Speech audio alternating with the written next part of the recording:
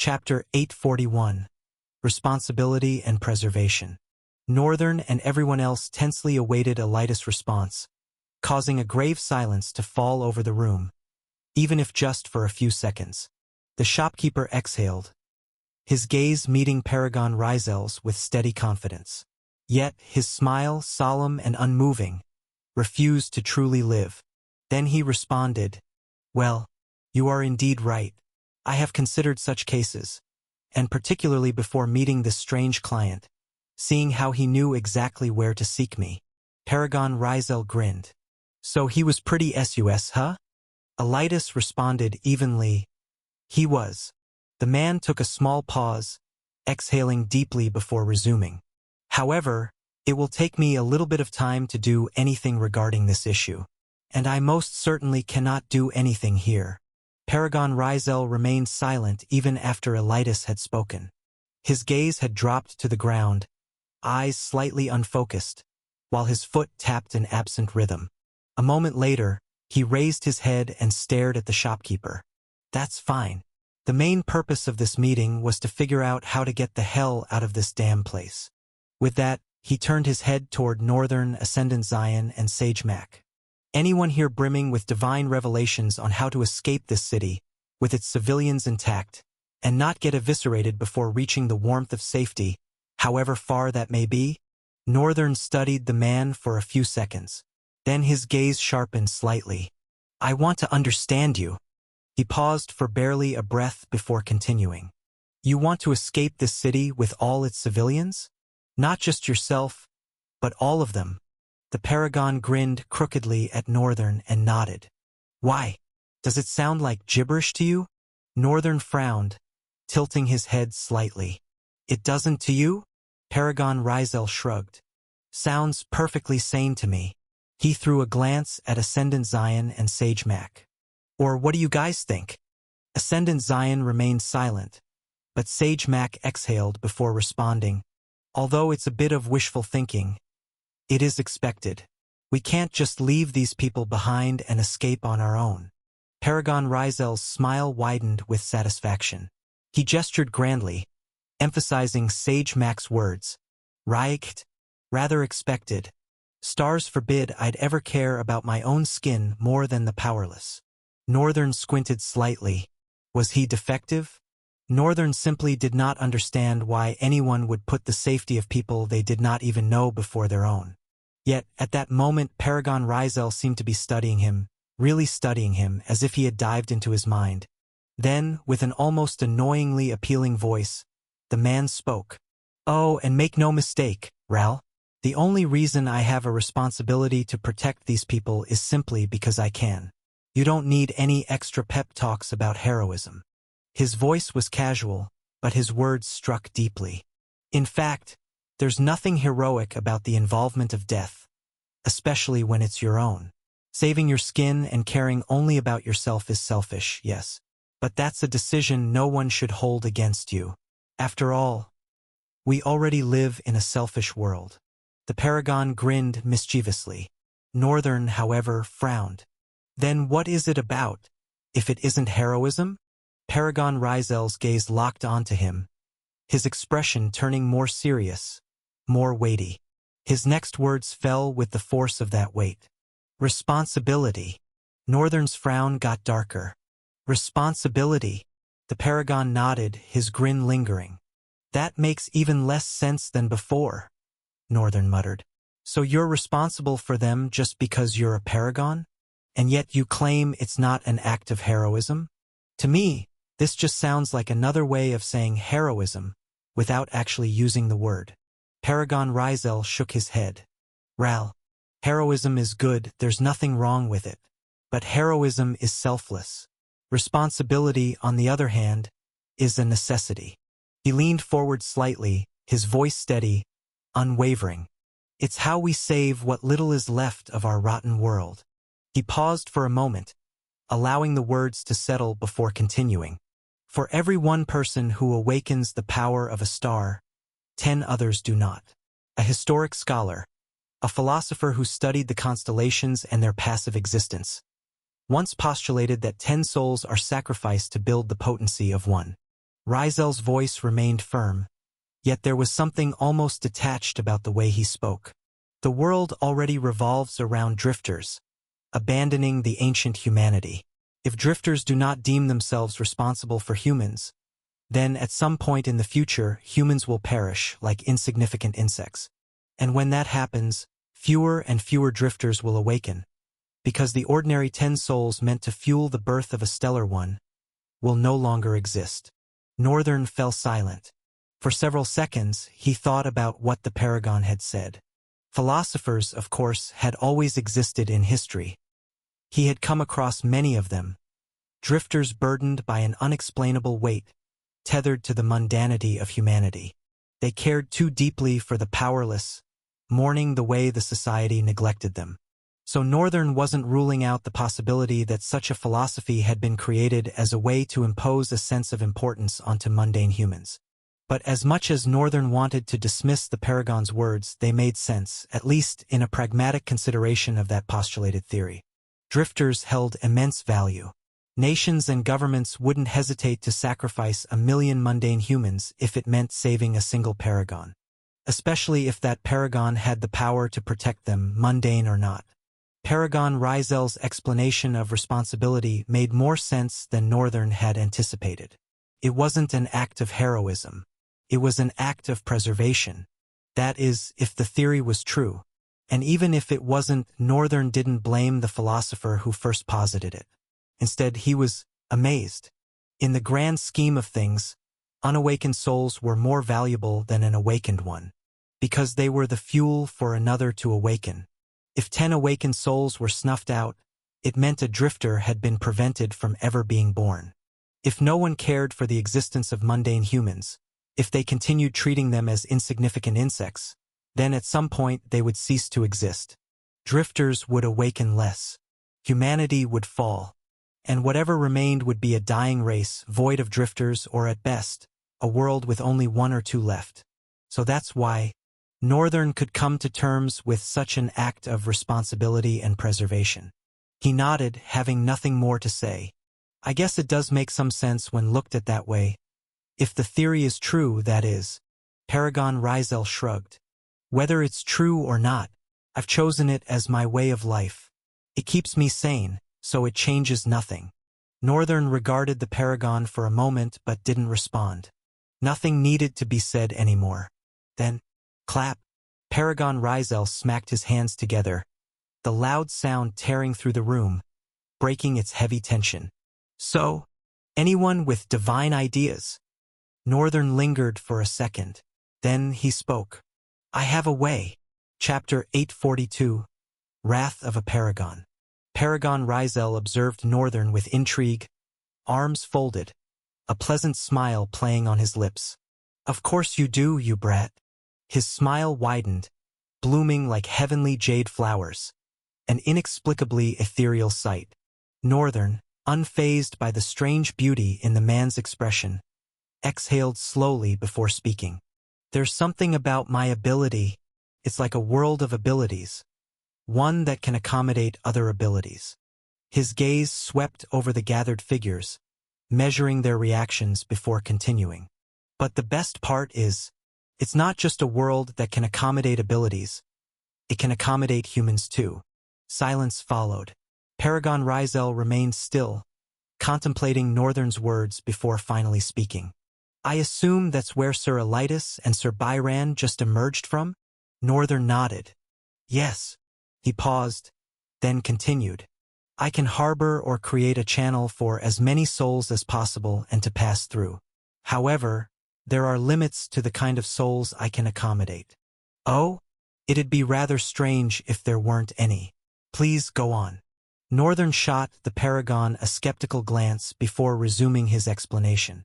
As you already know, a sage, an ascendant, and a Paragon possess dangerously powerful souls. My soul would perceive yours as a threat, and there's no telling what could happen. That wasn't entirely true. In fact, Northern knew exactly what would happen if a Paragon's soul entered the limitless void. The vast, primordial void nested within him would react sharply.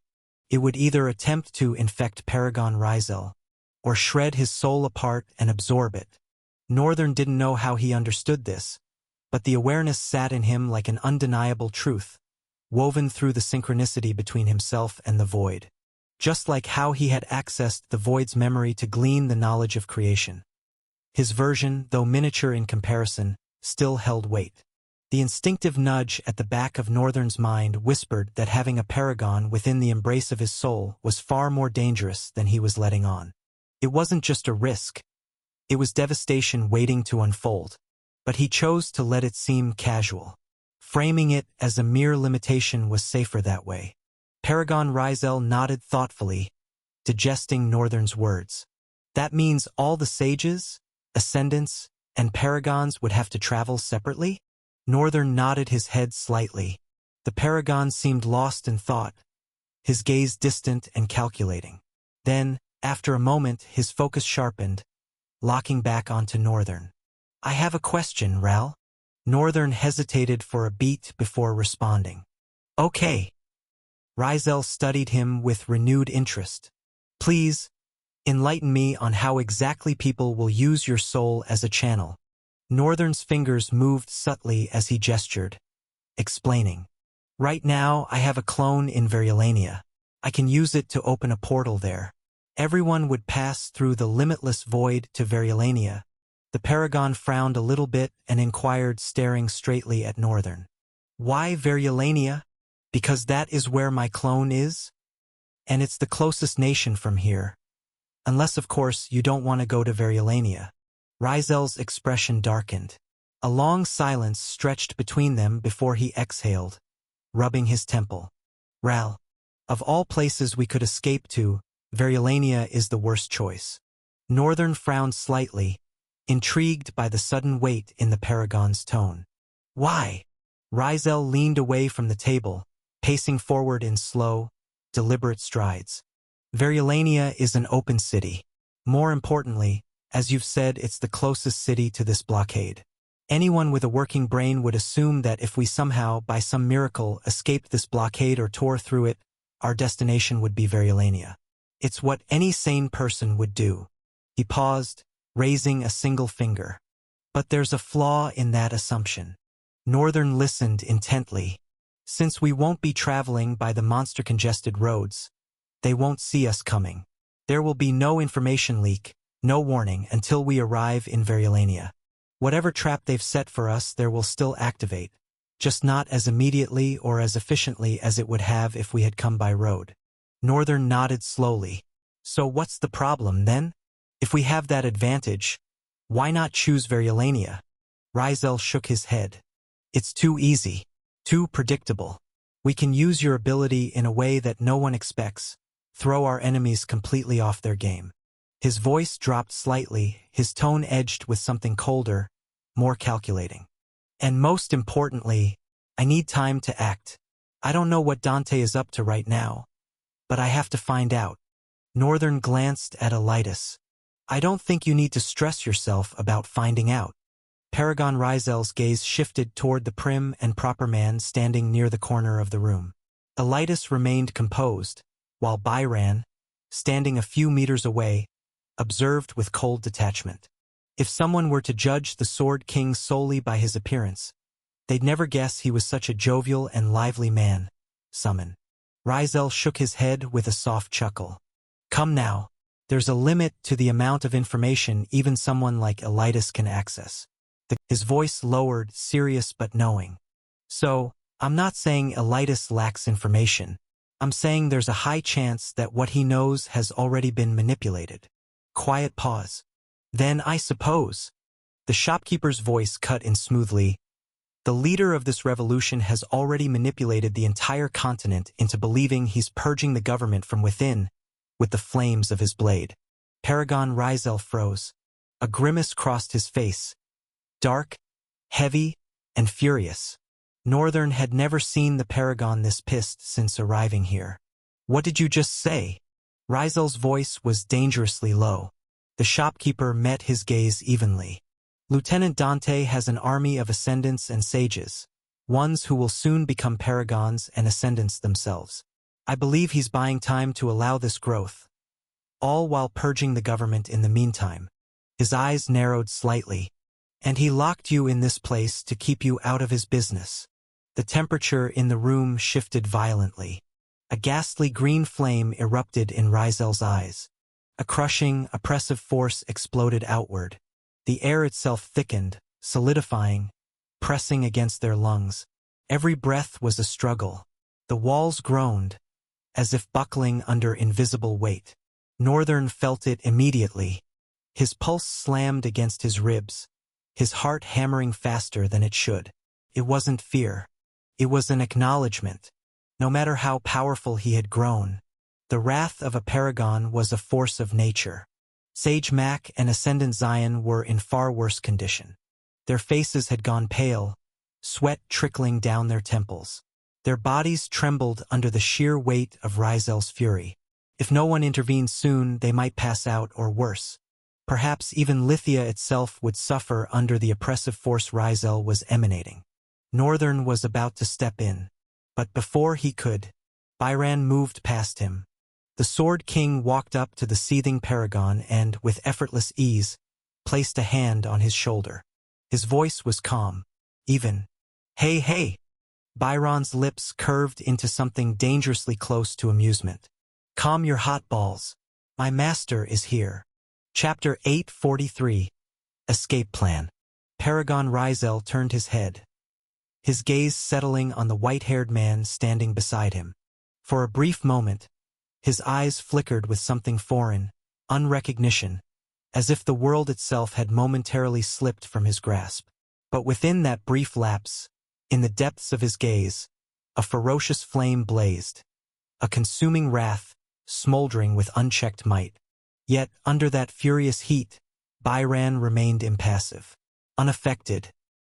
He neither flinched nor wavered, daring to stand within reach of the paragon. Worse, he even touched him. The atmosphere burned with Rizel's rage, an oppressive storm threatening to explode. But then he smiled. The next instant, the oppressive weight vanished as if it had never existed. Northern and the others stood frozen, disbelief flickering in their eyes. No one had ever seen Paragon Rizel's face twisted in anger before. He had always been a chill, charismatic presence, his easygoing nature making it dangerously effortless to forget what his level of existence entailed. Today they had been reminded. Rizel swept his gaze across the gathering, his eyes lingering on Ascendant Zion, Sage Mac, and Elitis, each in a pitiful state. Then, his voice, smooth yet weighted, cut through the silence. "Guys, I sincerely apologize. I lost myself for a moment there." Ascendant Zion, still panting, rubbed his throat before forcing out a sharp exhale. "It's fine, sir. It's not like it's your fault we were weak." His gaze flickered toward Northern, the only one left standing completely unaffected. At the same moment, Rizel spoke again. "You keep amazing me, Ral. To think you could withstand that pressure so easily. Do you know what that was?" Northern's gaze lingered on the paragon for a fraction longer before he responded. "I wouldn't say easily. I felt it as much as everyone else. Maybe I just had better endurance." Rizel scoffed. "You should give yourself more credit. You just easily survived a facet of essence manifestation." Then his gaze shifted, landing on Byran. His expression grew obstinate, his eyes trailing to the Sword King's hand still resting on his shoulder. "You can take it off now, thank you." A crooked grin flitted across Byron's lips before vanishing just as quickly. He withdrew his hand, stepping back until he stood behind Northern. "Essence. Manifestation. No wonder." Northern had been in the presence of anger before, different kinds of it. Rage, fury, indignation, wrath. Yet none had ever pressed into his soul the way Paragon Rizel's just had. A paragon truly was a magnificent existence. He couldn't wait to reach that stage.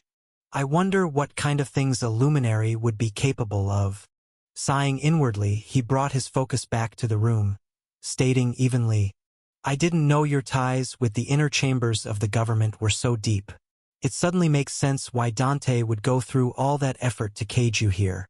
For a few moments, Paragon Rizel was silent, his expression unreadable. Then, after what felt like an eternity, he let out a small smile, gloomy, almost embarrassed. My, wife, is there? Northern's eyes widened, then widened again. Your wife is a government official? The entire room fell silent. Everyone was just as stunned, their expressions mirroring Northern's disbelief.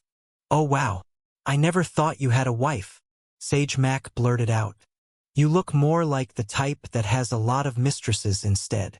Ascendant Zion grinned hard, looking oddly pleased, shocked, amazed, but also strangely entertained. Rizel exhaled sharply. Will you two shut those loose things you call mouths?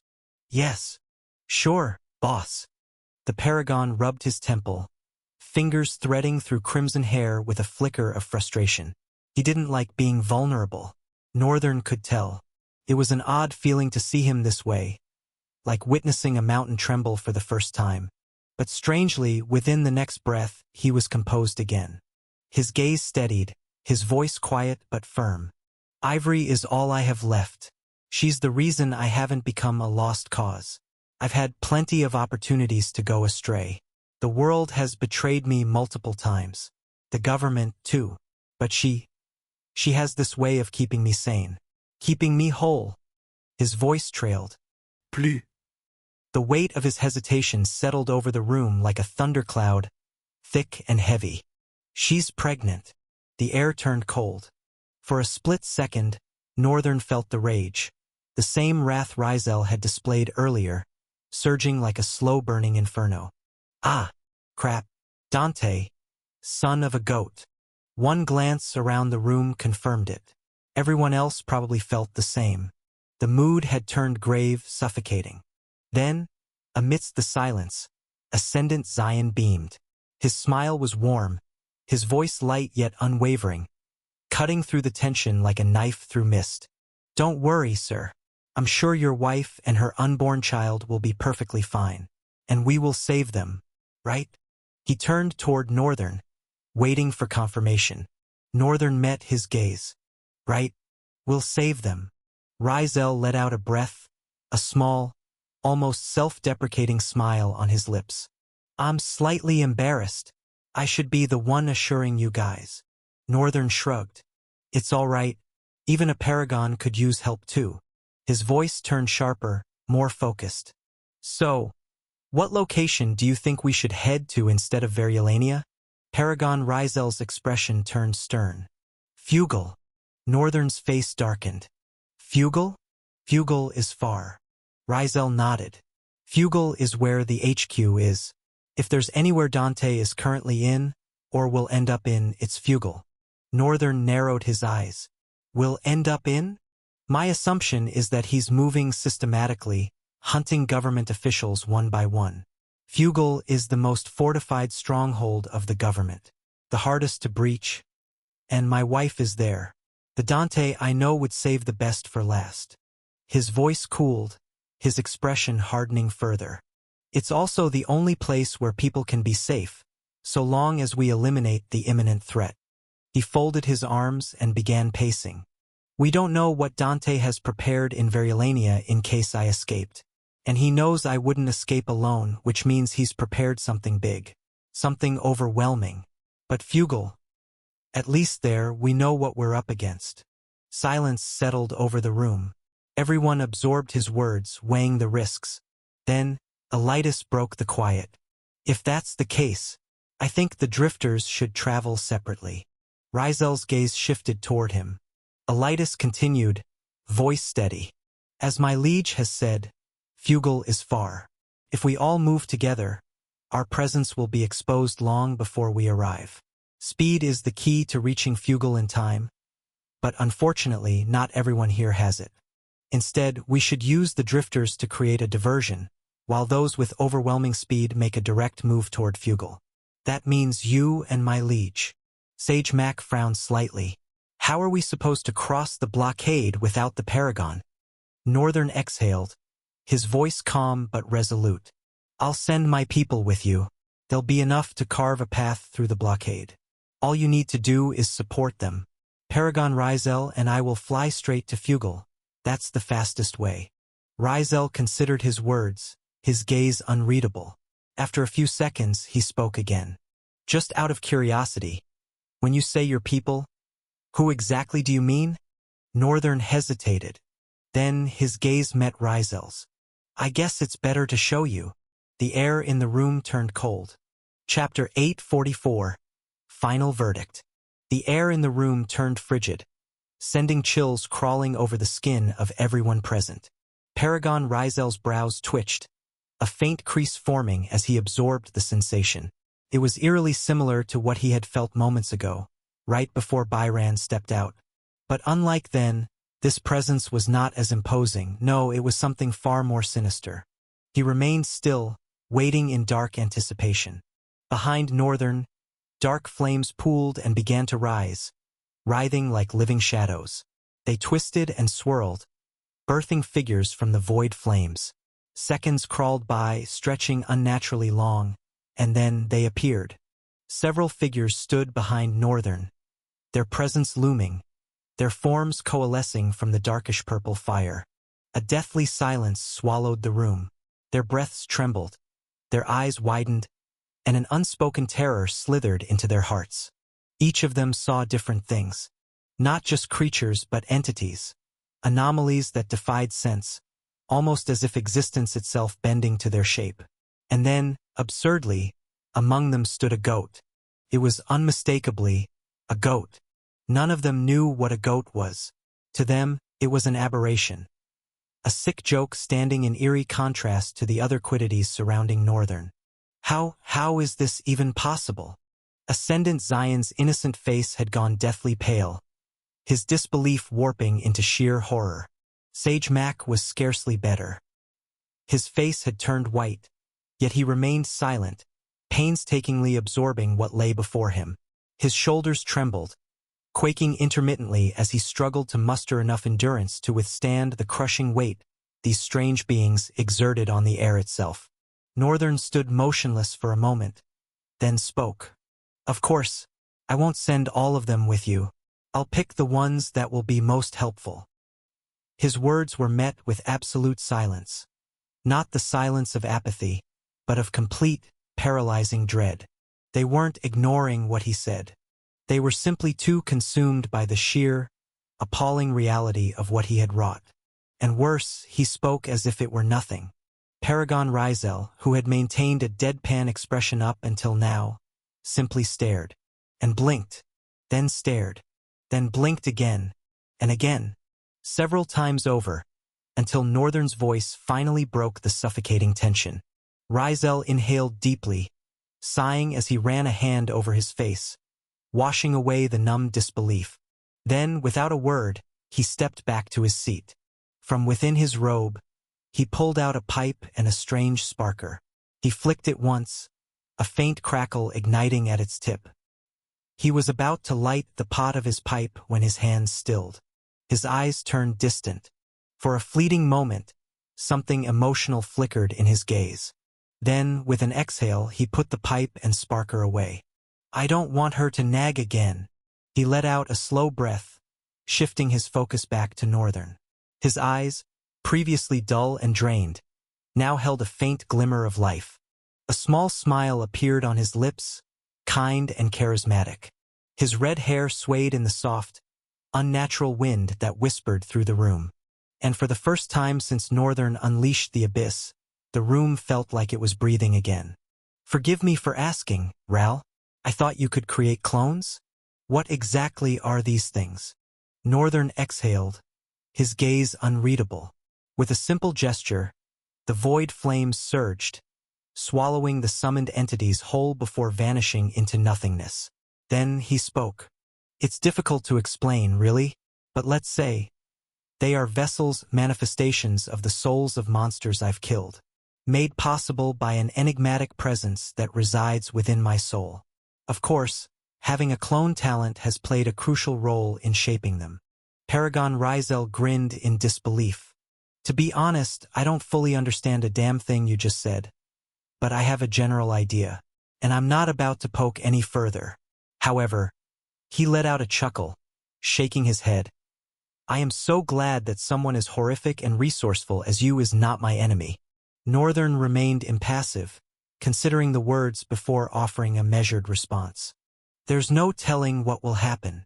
The Paragon's chuckle turned into a full laugh. Talk about a sadistic human. What? You planning to make an enemy out of me and turn your life into a living hell? Northern frowned, confused. Didn't you just say you were glad I wasn't your enemy? Rizel's smirk widened. I don't understand why that implies I won't crush your miserable soul if you dare. Northern went silent, swallowing his words.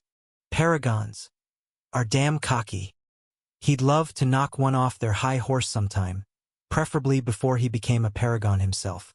Meanwhile, Rizel stood and turned toward the window, leaning against it as he gazed over the battered city.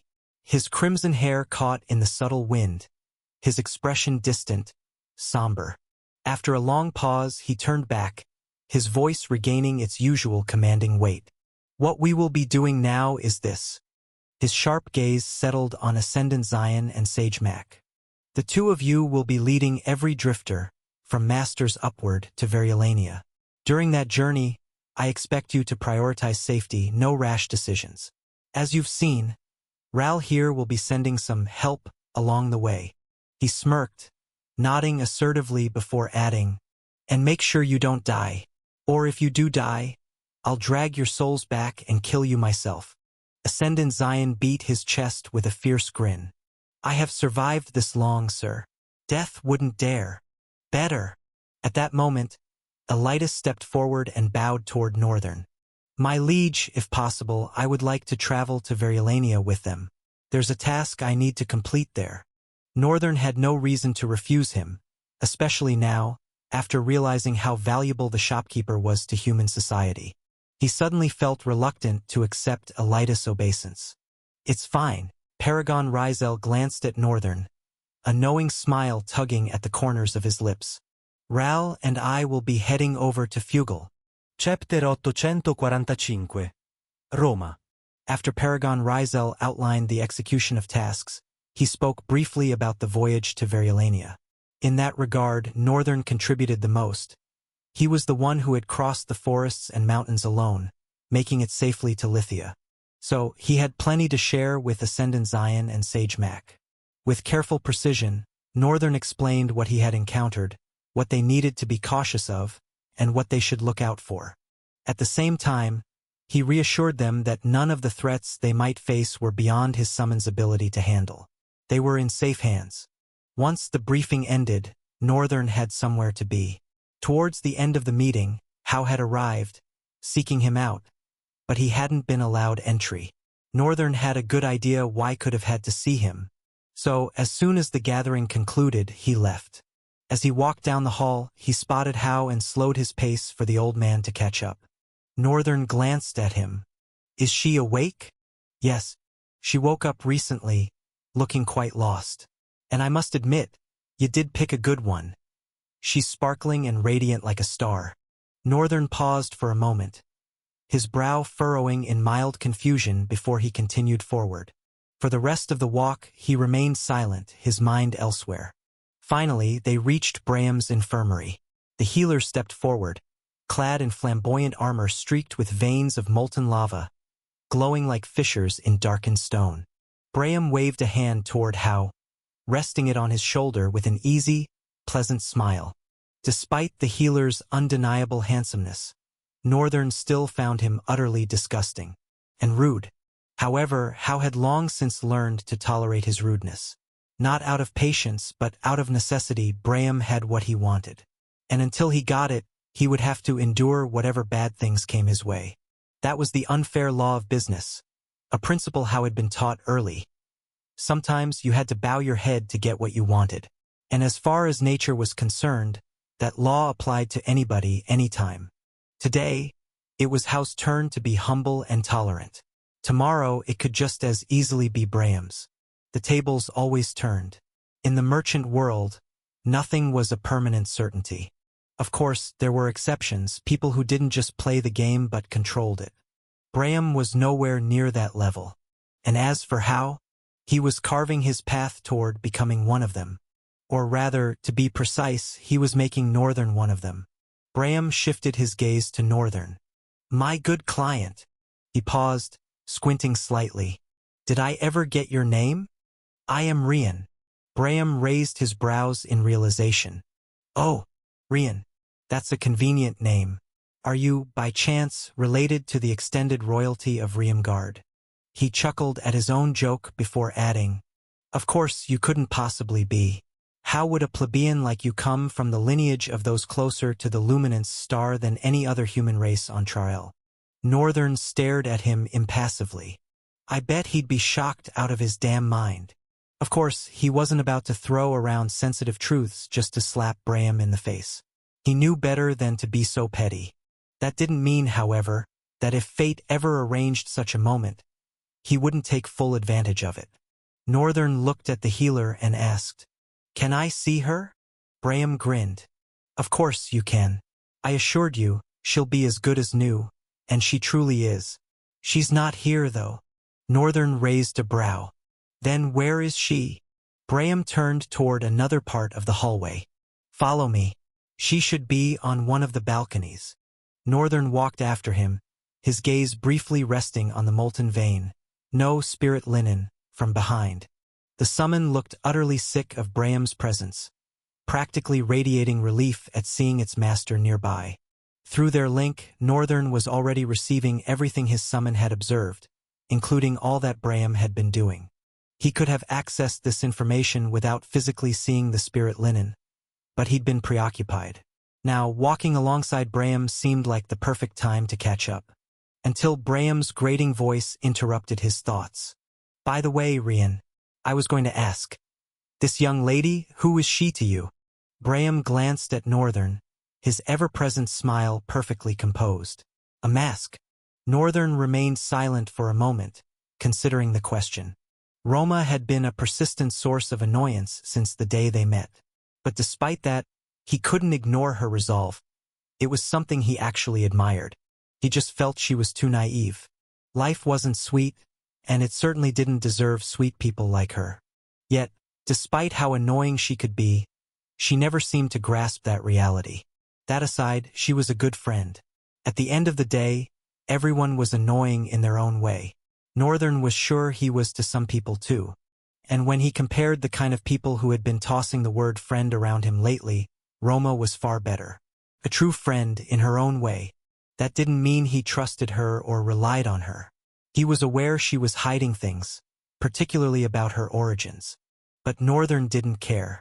He was in the same boat, possibly even worse. She's a friend. Braham's eyes widened slightly. Strangely enough, he looked relieved. Northern didn't understand why. The next moment, however, Braham's voice broke the silence. Lower this time, almost emotional. You know, Rian, I'm a weird guy. Most people don't understand me, and honestly, I don't care. I don't even feel drawn to anyone, not usually. The number of times I've ever truly valued someone is rare. It's happened only once in my life. Back in the Dark Continent. He hesitated, as if caught in thought, then continued, Ah, right. Have you heard of the Dark Continent? I came from there. How to? Actually, now that I think about it, you seem quite familiar with how. Could you be from the Dark Continent as well? Northern stopped in his tracks and gave him a long, unreadable stare. Then, instead of answering, he glanced around the hall and frowned slightly. Where exactly is the balcony? Braham sighed. Not much of a talker, I see. Follow me. It's just around the corner. They turned into another hallway, and there she was, leaning against the terrace railing, staring down into the city below. The afternoon sun bathed her in golden warmth, her skin gleaming like polished glass touched by divinity. Her long blonde hair cascaded softly, the wind weaving through it like unseen fingers. Even clad in sleek armor, her figure was accentuated effortlessly, slender yet shaped with the elegance of an hourglass. She wasn't overly voluptuous, but her presence carried a quiet, undeniable allure. By the entrance, Braham came to a halt. He gulped. His green eyes shimmered with a raw, desperate, and passionate hunger. Chapter 846. Compassion or Pragmatism. Northern stepped through the entrance, his gait unhurried as he joined her. The moment his footsteps reached her ears, she turned. Seeing him, she moved without thinking, instinct taking over as she threw her arms around his shoulders. Rian. Oh, thank the stars. I've been so worried about you. Northern frowned slightly, disentangling himself from her hold. You. He started, voice edged with something sharp, but then exhaled, reining it in. His tone evened out. Who should be worried about who? You're in no position to be worrying about me. Roma chuckled lightly. I'm sorry. I've been awake for a while, and Lady Rita told me things here were far worse than what we went through coming here. She also mentioned that you've been really helpful. Northern tilted his head, arms folding. Lady Rita? Oh, that's right, you don't know her name. The spearwoman who defended us at the bridge before you arrived. He nodded. Oh, I see. He didn't fully remember, but there was no point dragging it. People really go around naming themselves with that special letter, huh? The Riemgard Empire couldn't possibly hunt down every person who bore the letter. It wasn't a crime, not unless the bearer held status. A commoner carrying it meant nothing. But if it was a king, or a renowned duke, that was a different matter.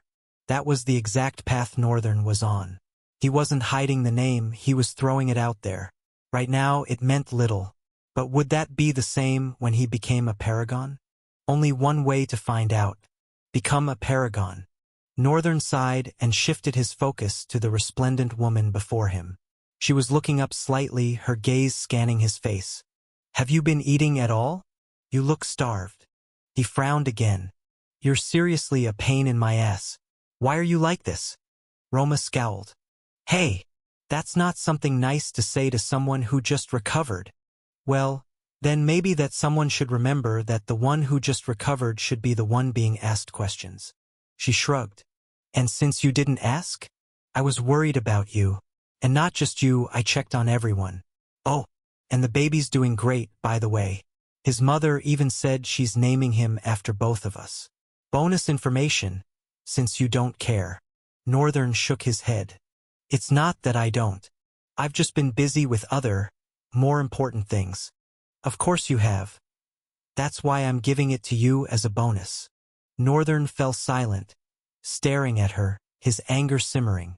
In the past few days, nothing had truly gotten under his skin. But somehow, in the last few seconds, she had managed it effortlessly. What hole did this excuse for an existence crawl out of exactly? Northern inhaled deeply, then exhaled. Patience, patience. He looked at her, his gaze steady, his tangled emotions smoothing out. When he spoke, his voice was calm. How do you feel? Roma studied his face for a moment before leaning against the railing, her eyes drifting downward, shadowed by something somber. Strangely, I feel fine. Lady Rita told me how you saved me. I'm grateful. And sorry. Northern's lips curled slightly. That's not going to be enough, though. Her expression sharpened into a frown. What? What do you mean?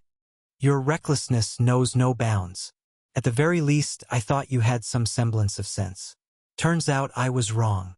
His voice was even, but the weight behind it pressed down like an iron hand. What did you think? That you could protect anyone? That you could survive with how weak you are? Roma's delicate frown twisted into a fierce, almost vicious grimace. Yet even with anger lighting her features, she remained ethereal, a celestial sight.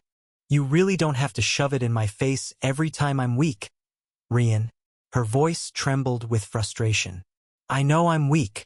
I know I'm so weak that it drives me crazy. And it drives me crazy. So no, you don't get to be so cruel as to shove it in my face every chance you get. Her outburst sent a ripple through the air. Nearby, Howe instinctively took a step back, yanking Braham with him. Though the latter resisted, unable to tear his fascinated gaze away. Roma, oblivious to them, pressed on, her voice rising. Does it really matter? It doesn't. Rian, it's a new life. Someone had to do something. Anything would have helped. no matter how small or insignificant. And I did. I bought everyone a second or two, and I was glad to do it. If I had died, Rian, her breath cracked, but she pushed through. I wouldn't have had any regrets. So save me some space with all you're weak this, you can't protect anyone that. You don't get to lecture me just because you're strong. The words hung between them, electric, raw. The ability to protect doesn't start with power. It starts with the heart. Roma's voice cut through the air, sharp yet trembling. You could have all the power in the world and still be hollow, empty, unempathetic. You would watch everyone die before your eyes, because to you, defeating the enemy is more important than saving the one civilian about to be crushed under the weight of its attack. Because they're insignificant, and the enemy is more important. Her voice dipped lower, tangled in something bitter, something wounded. But you know, Rian, what if you're so busy taking care of this more important thing, so obsessed with winning, that by the time you defeat it, there's no world left to return to? Her breath shook. Then her voice cracked, raw with frustration. When exactly will you stop fighting just to feel good about yourself? Just to feel powerful? Just for confirmation? When will you start fighting to preserve? To protect? When exactly will you grow up? Northern stood in silence, frowning. Her words had cut deep, bitter and hard to swallow. Is this what people mean when they say the truth is bitter? Did that mean what she was saying was the truth? He refused to accept that. He wasn't fighting to feel good. He was fighting because it was the only way forward. He wasn't looking for some hollow confirmation of his strength. He knew he was strong. And more than that, he had no interest in proving anything to anyone. So she was wrong. His frown darkened, his gaze sharpening with something colder. How many days have you actually known me?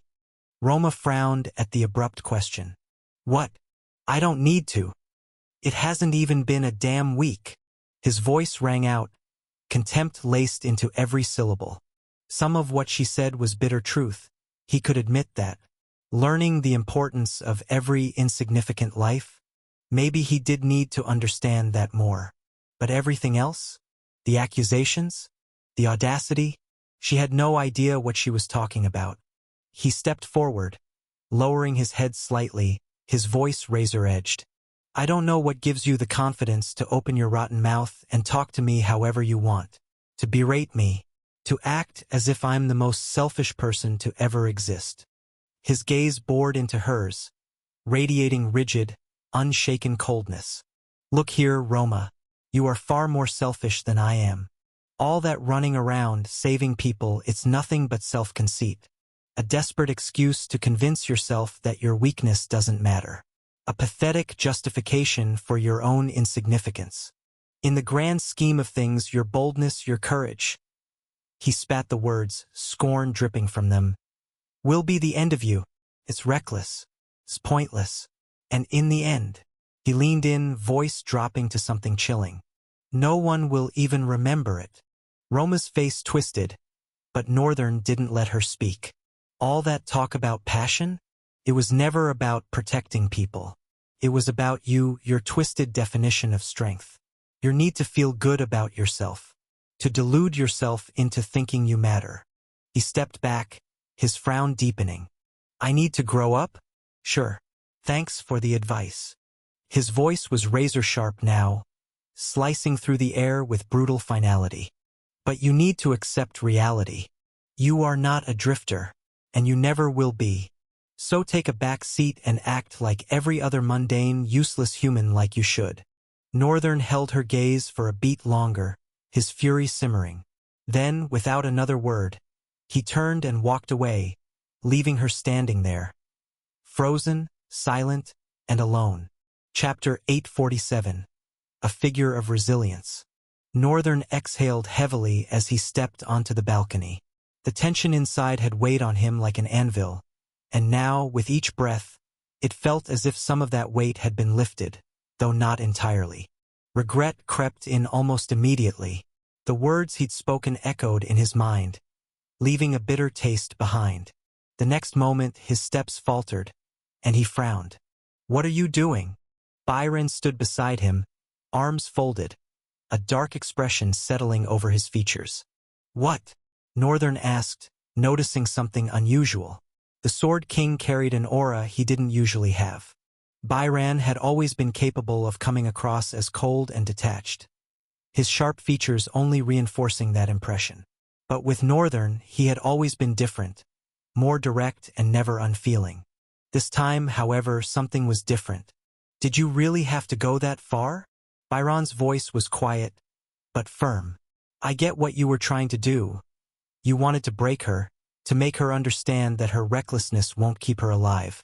You hoped that if she learned to restrain herself, she wouldn't keep throwing herself into danger." He sighed, shaking his head. "But are you sure you didn't take it too far?" His gaze settled on Northern, unreadable. "She's young. And at the end of the day, she's just a girl who wants the freedom to do as she pleases, just like you do. Beating her down so harshly just because she lacked the power to protect herself, that isn't fair." Northern clenched his jaw, suppressing a frown. "I know." His voice was quieter now. "I know, Byron." Even he couldn't fully understand why he had lashed out like that. He had wanted to destroy her courage, to crush that reckless bravery, believing that if she feared the consequences, she'd finally obey him, that she'd stop throwing herself into danger. His hands curled into fists. "But damn it!" His voice wavered. "I really need to grow up." Inside, he was a mess. A tangled, twisted knot of emotions he couldn't even begin to untangle. "Do I need a therapist?" Maybe he had been right after all. Byron sighed. "Tactically, you made the right call. You did it for her good. But morally, you were wrong." His gaze was steady. "Because in the end, you did the very thing you accused her of. You beat her down because you wanted her to be safe. Just like she threw herself into danger because she wanted to matter. Selfishness on both sides." He paused, watching Northern's expression carefully before continuing. "At the end of it all, selfishness is a part of being human. Just don't be a hypocrite about it." His tone darkened. "You've been rather hypocritical, Master. You call out others for their selfishness while doing the same, just in a different form. It doesn't have to be an exact mirror, but take a step back. Look at every single thing you resent in people, then look at yourself. How you've treated them. How you've treated yourself." Northern remained silent, his fingers curling slightly. Byron exhaled. "You need to be able to inspect yourself at all times, Master. Ask yourself the questions that force you to grow. Make sure you're getting better. Make sure you're not lying to yourself." Byron scratched the back of his neck, muttering.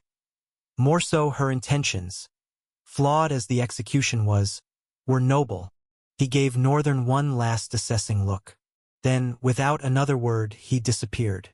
Northern stood there, turning the words over in his mind. He was both amused and uneasy at the Sword King's insight. As he found himself questioning everything, a single thought surfaced through the noise. Maybe I should apologize to her.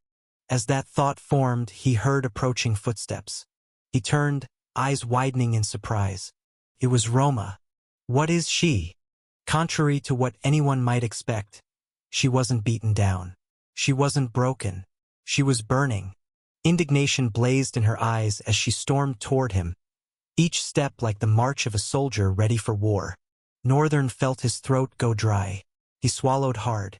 When she stopped in front of him, she inhaled deeply, then let the breath out in one slow, controlled exhale. Her expression straightened. Her eyes met his with a chilling calmness.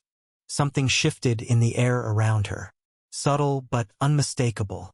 At first, Northern had assumed she was retaliating because his words had cut her too deep, that she was lashing out in anger, wounded by what he had said.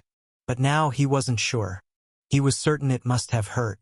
And yet, this wasn't mere retaliation. Roma stared at him for a long, blank moment. Then, her voice cut through the silence like a blade. For such a wise man, he speaks so much nonsense that he does not understand. Northern frowned slightly. What? Roma didn't stop. She didn't even hesitate. You think my weakness makes me useless? Maybe. But tell me, Rian, do you even know what you're fighting for? Or do you just fight because you're afraid of stopping long enough to find out? Northern's breath caught. You're right, she continued, her tone unwavering. I'm weak. I'd probably die if I tried again. But strength isn't something you hand down like a lesson in a lecture. It's something people find in themselves. You think my bravery is selfish? Maybe. But you're a fool if you think I'm doing this for me. The air between them felt electric. You don't have to believe in me, Rian. Her voice dropped, final and unyielding. But you damn well better remember me when the day comes that I prove you wrong. Roma took a step closer. Then, unexpectedly, she hugged him. Northern stiffened, caught him completely off guard, making him feel strange. You are an amazing person, she murmured, her voice steady. And I know it. He didn't move. You're a good friend, too, she continued. Even though we disagree on several fronts, that doesn't change anything. So, sincerely thank you for everything you did on our way to Lithia. Then, just as suddenly, she pulled away, a small smile gracing her lips. After I do what I came here to do, I'll be leaving. She exhaled lightly. Don't ask me how. My brother and family will probably find me soon. By now, they've likely noticed I've run away. Her gaze softened, yet there was resolve behind it. I do hope we meet again someday. She tilted her head slightly. Both of us as better people than we are now. Northern held her gaze for a moment, then nodded. I hope so too. Chapter 848 Reflection. Northern watched Roma disappear from view, the embers of her final words still smoldering in his mind. He turned away, retreating to the balcony where the city stretched beneath him, lost in thoughts to the flow of time and unaware of when the dim lights of the city had come alive, flickering like dying stars in the cold night air. He had been in deep thoughts over the last few hours about the things that had transpired then. Byron's words, Roma's defiance, his own voice, sharp with contempt, now ringing hollow. For all his strength, all his certainty, he felt unsteady. You've been rather hypocritical, master. Byron had struck at something Northern hadn't been ready to face. Had he really been so blind to his own contradictions? He had called Roma selfish for throwing herself into danger, yet had he not done the same, again and again? And it wasn't just about now. It never was. From the Dark Continent, to his resentment toward Raven, his so-called unwillingness to be used. But had he not done the same? Had he not intended to use them all just to return home? The misfortunes had simply stacked atop his head, whether by fate or by Terrence's interference. He couldn't be sure. She was a saintess, after all. Maybe speaking to Raven, truly speaking to her, would give him a clearer answer. Or perhaps before that, he needed to understand her.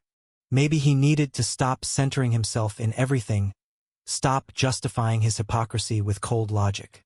Maybe, just maybe, he needed to start seeing the struggles of others, not as obstacles but as something worth understanding. Empathy. Not to the extent that it shattered his principles. But he had a vast soul, didn't he? He could make room for more. Room for flexibility.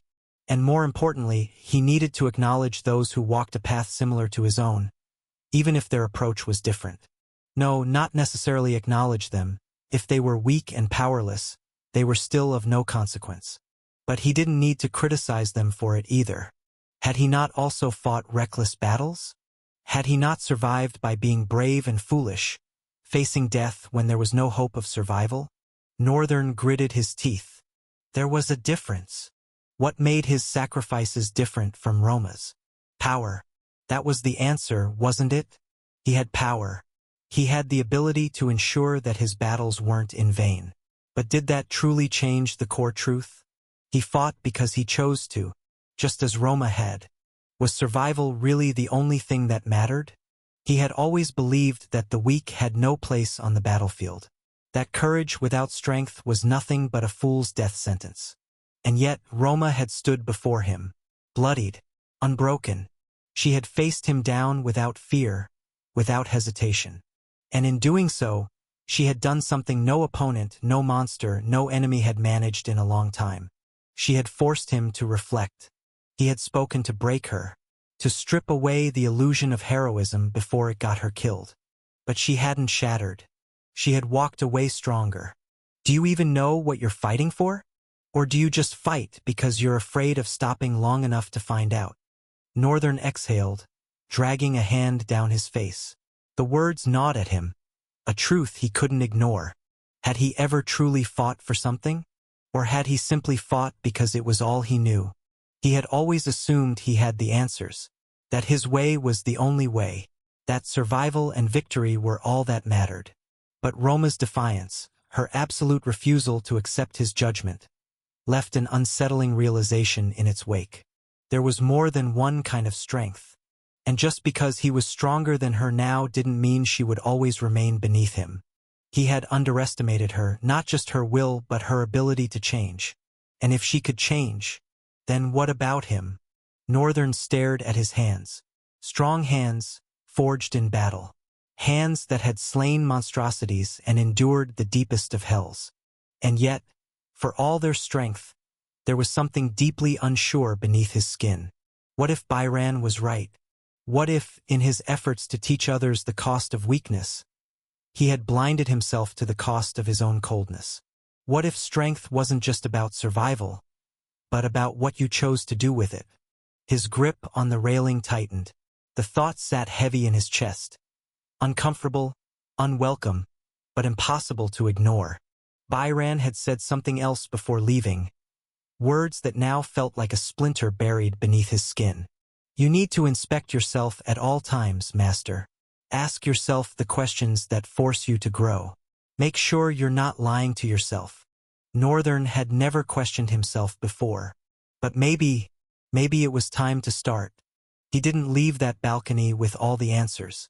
He didn't suddenly believe in Roma's ideals, and he certainly didn't abandon his belief in strength.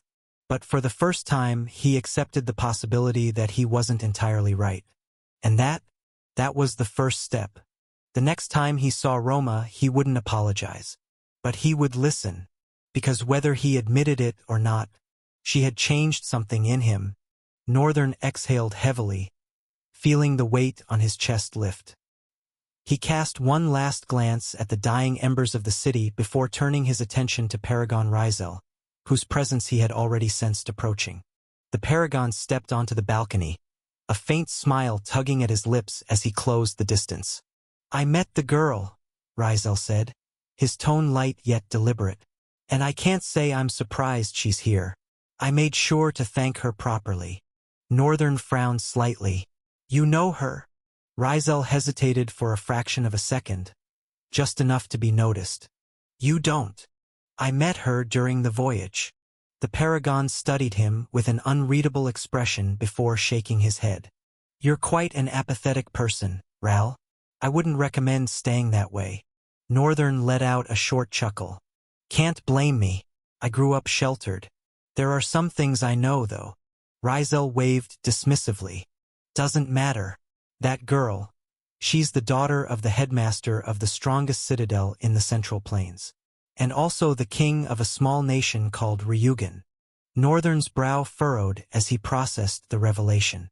Rizel continued, Ryugan is at odds with the Riemgard Empire, the only city bold enough to challenge their authority on a large scale. Not just with their royal name, but through their nation's name as well. Northern's eyes widened. He was genuinely surprised. I'm shocked they're still on the map. Rizel grinned. I am too. Her father and brothers are a troublesome lot. If I'm right, they're probably tearing through the blockade of monsters as we speak, coming to retrieve her. His grin faded slightly. And that means Dante and his people will be alerted. He met Northern's gaze. We might have to move things faster, Ral. Northern's expression turned serious. How fast? Rizel's smile returned, sharper this time. I'm talking about moving tonight. Chapter 849, Illusionary Haven. Tonight. Northern muttered the same word Paragon Rizel had just spoken. There was nothing wrong with moving tonight. In fact, it suited him just fine. If there was anything that gave him pause, it was what had transpired in the last hour, and the duel still raging in the Milwa contest. He had planned meticulously for that contest, yet he hadn't been able to actively participate. Though, given everything that had unfolded, this wasn't the worst outcome either. With a slight furrow of focus, he met Paragon Rizel's gaze and responded. "All right, there's no problem, then. Where do I start?" Paragon Rizel grinned, satisfaction gleaming in his ethereal jade-green eyes. "Good. I like the look on your face." He tore his gaze away from Northern, turning his attention to the city below. The sun had fully retreated behind the horizon, swallowed by the deepening shadows of the night. A strange, thicker, and more sinister darkness had settled upon the city. The hollow cries of the waves thrashing against the shore echoed through the streets, occasionally drowned out by the terrifying bellows of massive underwater abominations lurking beneath, as if waiting for the chance to tear the city itself apart. Rizel let the scene sink in for a moment, then exhaled and spoke. "I've already given Zion and Mac their orders. Others are rounding up the people as we speak. Right now, what I need is for you to open that portal of yours and provide them with shelter inside your limitless void." Northern helped him with the words. "Yeah, that thing. Whatever it is, it's incredibly resourceful."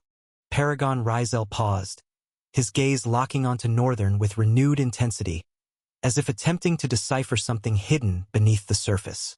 Northern, feeling the weight of that scrutiny pressing against him, shifted slightly before speaking.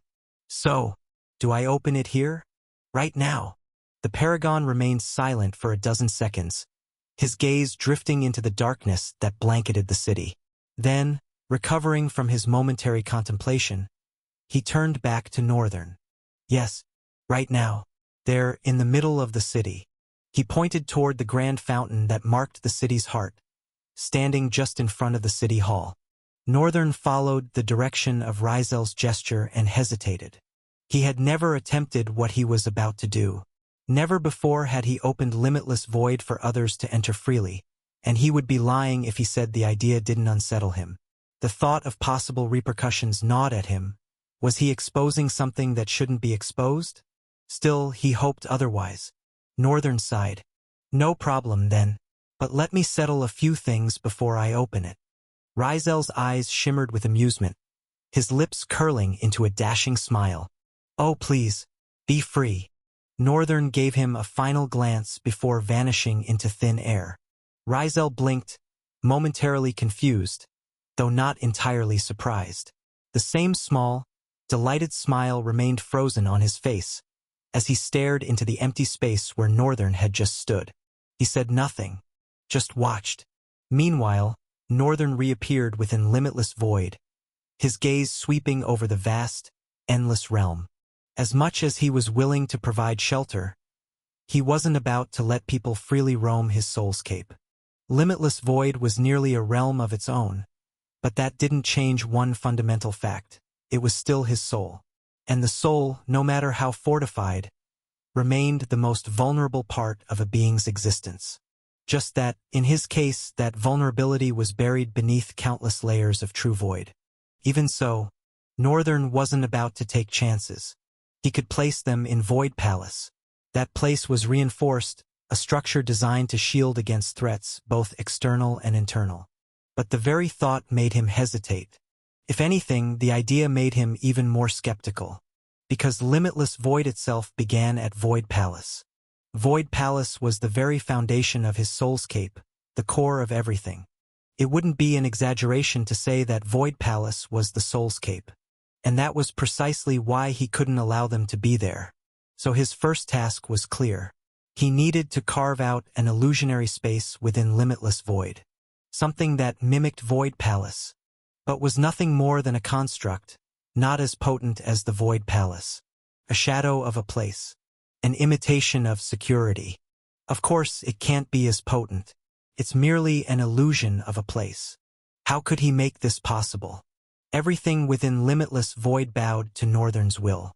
That meant he could create a structure so real and yet so unreal, a paradox of existence bound by his imagination.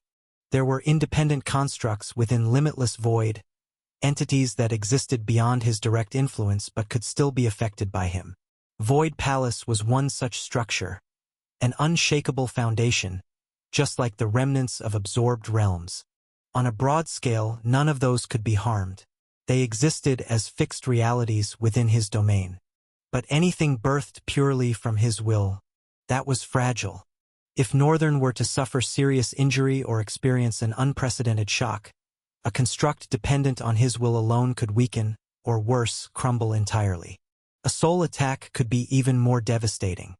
He had no doubt that if his soul were to be struck, anything conjured from his willpower inside limitless void would fracture, perhaps cease to exist altogether. Still, the solution remained clear. He could create a realm within limitless void, a sanctuary woven from illusion. The people would mistake it for something real. But should anything happen to him in the outside world, their so-called safe haven would be the first to suffer. Northern briefly entertained the thought of caring about the risk, but he really couldn't.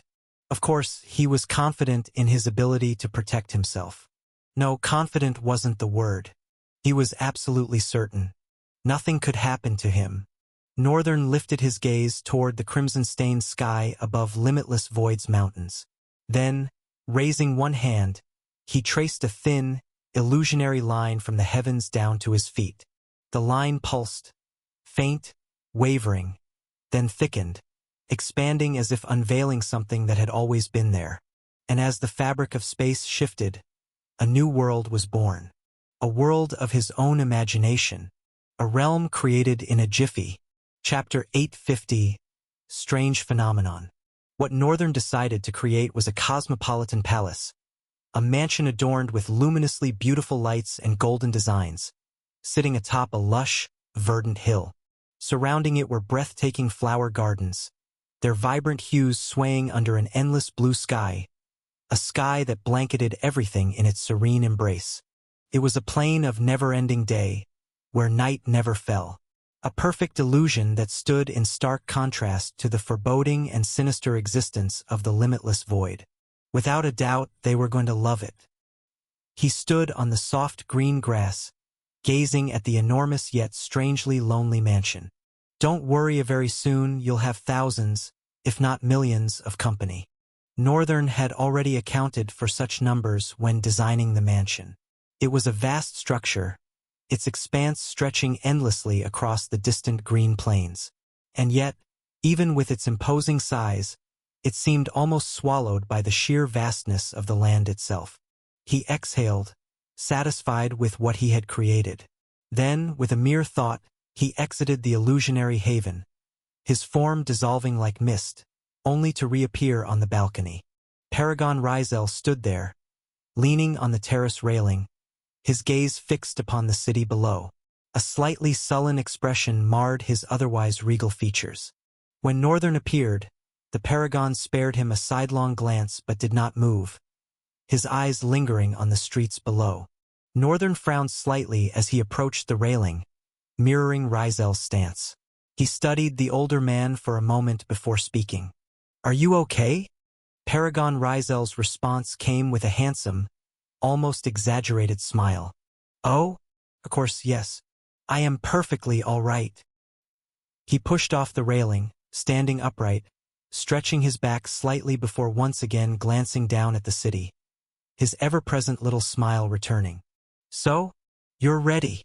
Northern met his gaze with an unimpressed look. "I was born ready." The Paragon chuckled, his jade-green eyes glinting with amusement. "You most definitely are." Northern ignored the remark and shifted his attention to the center of the city. He exhaled slowly, a steady breath. The moment it left his lips, the temperature of the atmosphere fell. The very air seemed to shudder, a deep chill sinking into the bones of those below. Even the Paragon, who was rarely vulnerable to things like temperature, felt it, a sharp contrast to the relatively mild weather just moments before. Down in the city streets, people instinctively hugged themselves, rubbing their arms as an unnatural cold slithered through the air. It was as if winter had suddenly sharpened its fangs. The cause? Northern. More specifically, the gateway he was about to create. This was no mere rift in space. Void force made such things trivial. No, what Northern intended to summon was a fixed gateway, a semi-permanent structure that would remain at the heart of the city, standing strong until the evacuation was complete. It had to be precise. The entry point had to align perfectly with the illusionary haven. There was no room for error, but such precision came at a cost. The meticulousness required to weave the fabric of reality itself meant that Northern had to channel a drastic amount of void essence. And such ruthless manipulation of space came with an unintended consequence. It was viciously devouring the city's atmospheric temperature. A tear suddenly ripped through the sky, as if an interdimensional needle, colossal and unseen, was piercing through the fabric of reality.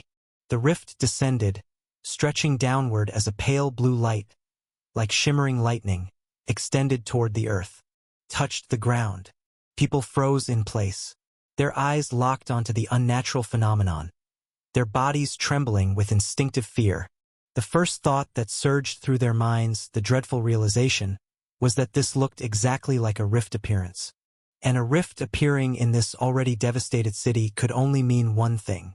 The date of their inevitable downfall had been shifted forward. Faces drained of color. Even drifters, those hardened by the horrors of the world, found their breaths shallow, their hands shaking. Ascendant Zion was among the group of drifters responsible for managing the evacuation to Verilania. As the others recoiled, he simply observed the tear in the sky, his expression unreadable. Then, without a word, he shifted his gaze, his sharp eyes locking onto Paragon Rizel and Northern, who stood watching from one of the balconies of the city hall. The panic among the drifters erupted. "Sir, a rift. We have to do something. How in the world? Do the stars want us dead too?" They all reacted differently, their voices rising, their dread manifesting in varying degrees of hysteria, until Zion exhaled a long, steady breath. And then he spoke. "All of you calm down. This is not a rift as you all suppose." His voice cut through the fear like a blade. "It's the people's path to salvation." The words hung in the air. A stunned silence followed.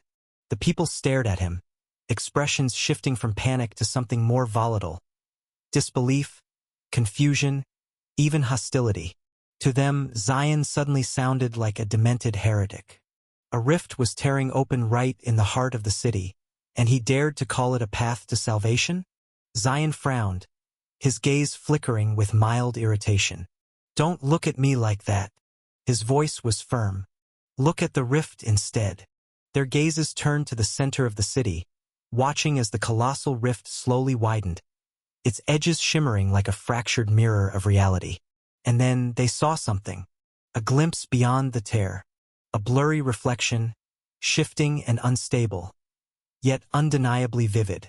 Clear blue sky, verdant green land. Their eyes widened. "Captain, what is that? Am I seeing things? Or does that look like paradise? Is the rift a peaceful plain? Or are we about to get torn apart by celestial monstrosities?" "No, we are not. Shut your mouths." Ascendant Zion sighed, his patience wearing thin as he surveyed his subordinates, their expressions laced with utter confusion. He couldn't blame them. He felt it too. Even he, an Ascendant, was just as bewildered as the rest of them. Because this shouldn't be possible. How in the damned world could a drifter, like any other, possess a realm, a plane of existence? Zion had never heard of such a thing. Not once. Not ever.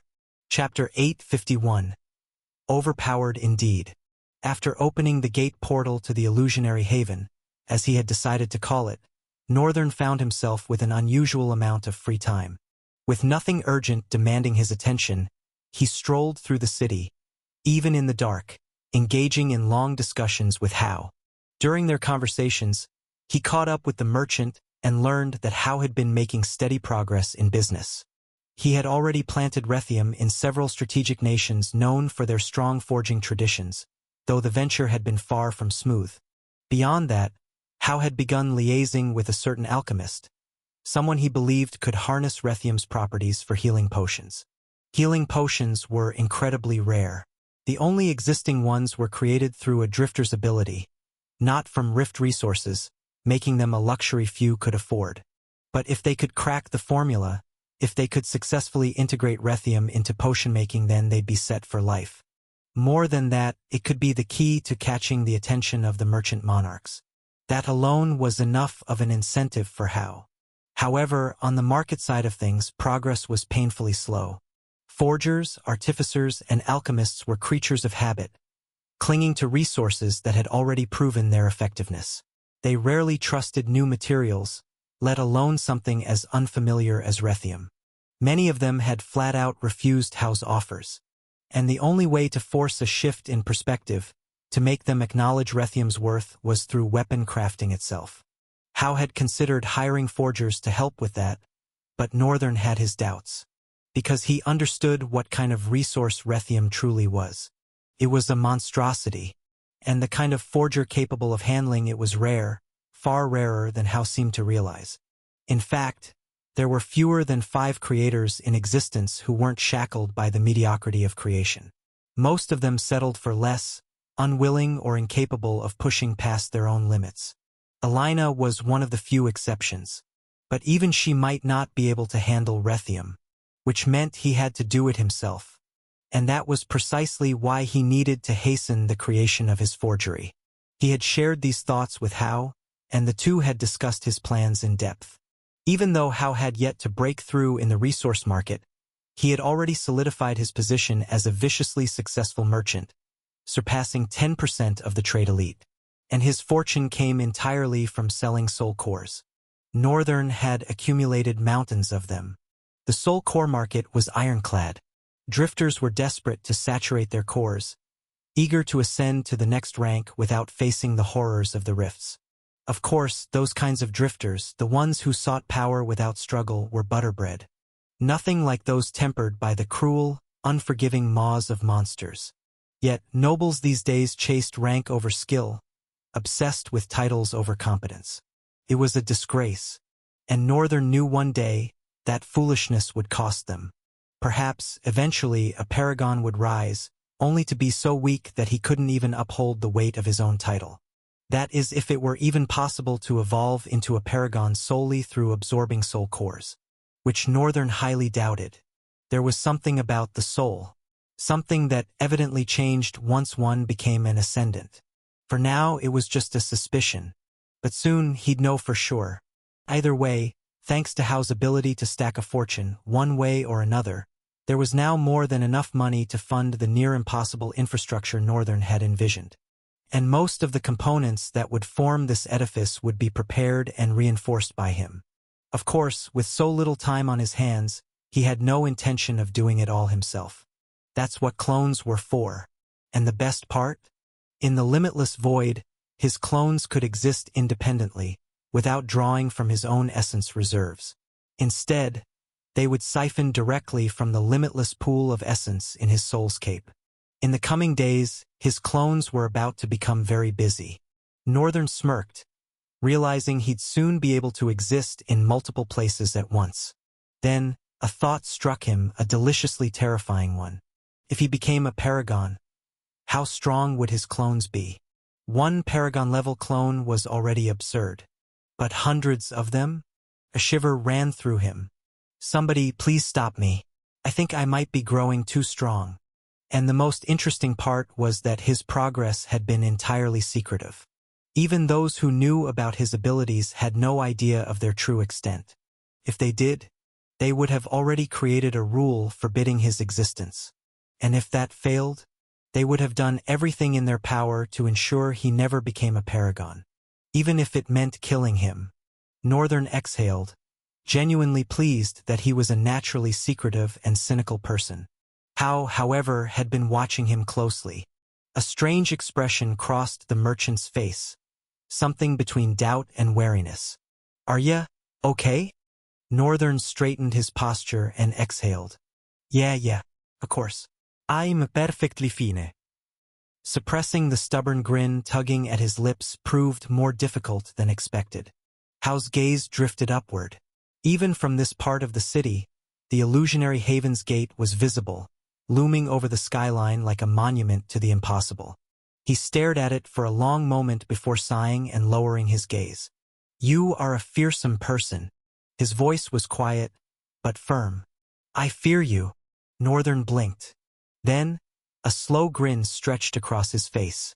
"You should say that more often." His eyes gleamed. "Maybe then, I'll finally get used to swallowing it." Hal looked at him, completely speechless. He could have never expected such a self-conceited response. But Northern had recently been forcing himself to come into character. He gave Hal a thumbs up and said, "I'll be retreating to my chambers now and would most likely be busy until late morning. Please inform the Paragon on my behalf, although I doubt if anyone would be able to disturb me with how persistent Jesai is." He sighed and waved Hal a goodbye before walking away. Chapter 852. Talk about ugly. Northern strolled through the dark streets of Lithia, the melancholic city silent under the weight of its own history. He was heading back to City Hall, where his room awaited him. He could have teleported or melted into the shadows, but walks like these reminded him that, despite everything, he was still human. Speaking of shadows, that talent. He had yet to test eclipsing dread. The thought of retreating into the limitless void to experiment with it crossed his mind, but he decided against it. Right now, the limitless void was teeming with activity. Even though what the people were migrating into was merely an illusion woven into its depths, it was still occupied, still restless. As he approached City Hall, a gaunt yet well-muscled man stepped forward. His gaze was calm, his brown eyes striking in the dim light. Ascendant Zion. He bowed slightly upon reaching Northern, a gesture that made Northern vaguely uncomfortable. The man looked to be in his late 20s, perhaps early 30s. If Northern were to combine the years he had lived across both worlds, he would have easily surpassed that age. Yet no matter how much he reminded himself of this, he still felt younger. It had nothing to do with appearances. Even back on Earth, he had struggled to see himself as his actual age. Growing older had always been a strange and distant concept, something he acknowledged in passing but never truly felt. Here, in this world, where responsibility and horror forged him anew with each passing moment, he was forced to grow in ways he had never experienced before. Back on Earth, everything had come too easily. His job, his wife, his life. Why have I been reminiscing about that so much lately? Northern exhaled, pushing the thought away, and smiled as Zion spoke. "You mentioned providing us with some aids. I came to see you regarding that, sir.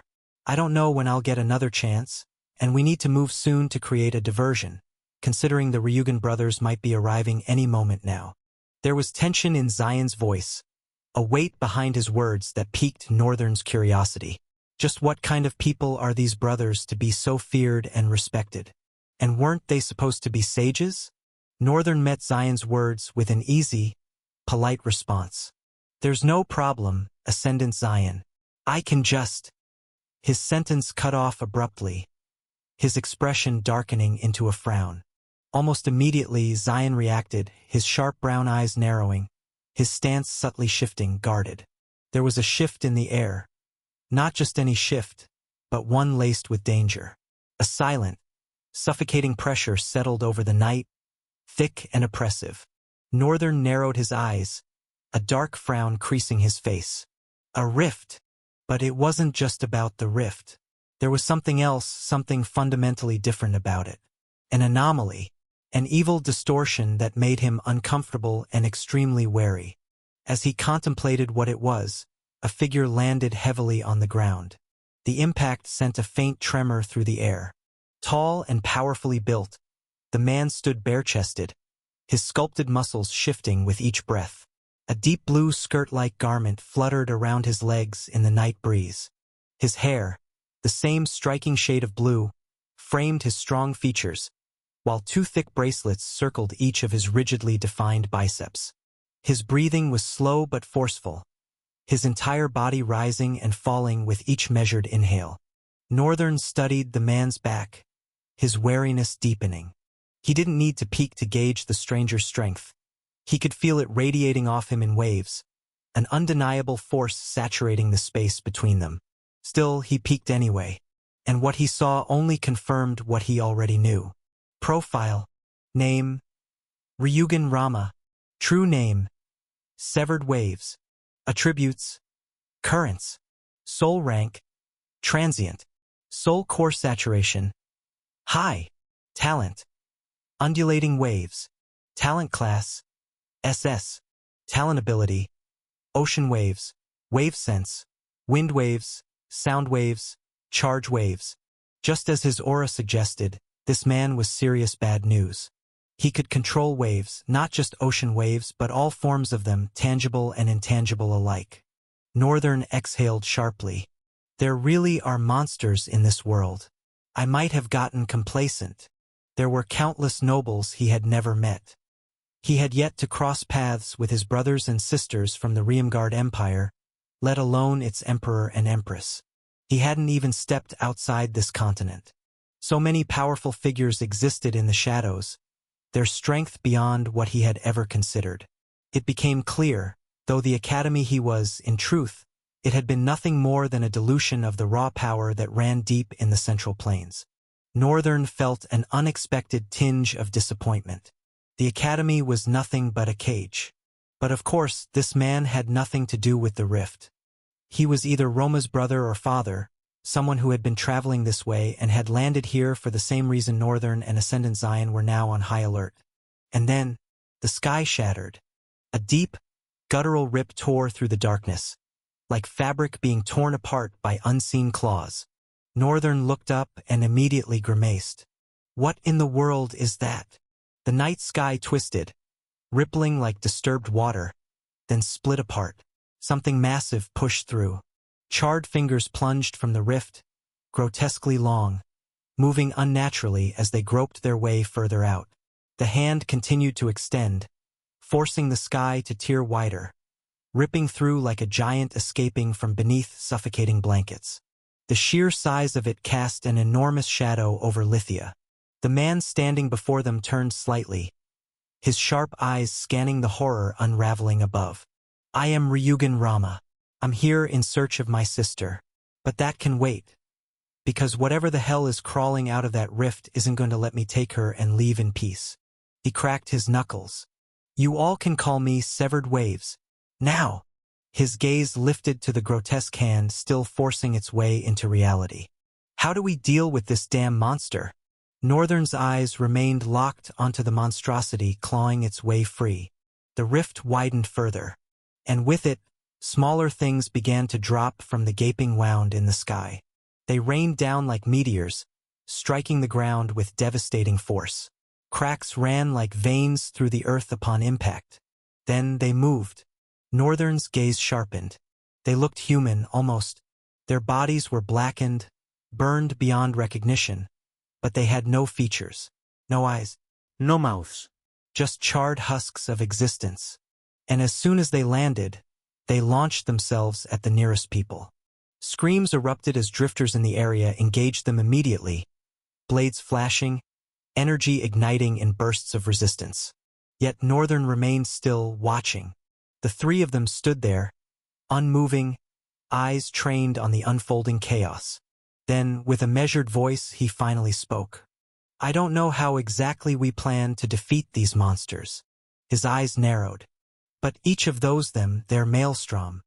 His gaze lifted back to the monstrous hand still emerging from the rift. And that enormous thing trying to break free. That's a Leviathan.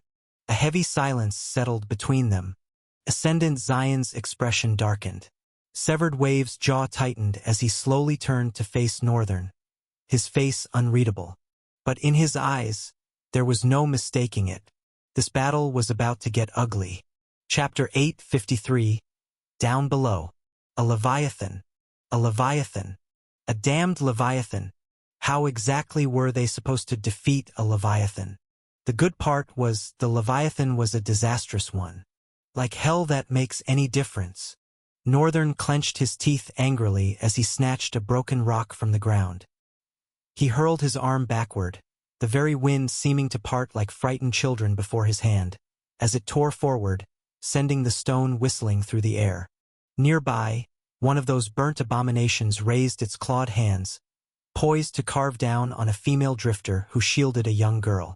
Her weapon had shattered from blocking the creature's claws twice, and now her death loomed inevitable. She folded down, accepting her demise with horror etched across her face. Fortunately for her, the killing blow never came. Instead, the creature's head suddenly snapped to the side with a shockwave that rippled through the air like a stone dropped in still water.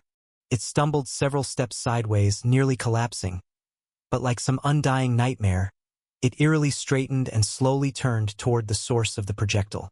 Northern had already moved. Just as the creature's head turned, his hand engulfed its face and drove it ruthlessly to the ground, pulverizing the concrete and launching a spray of stone shrapnel into the air.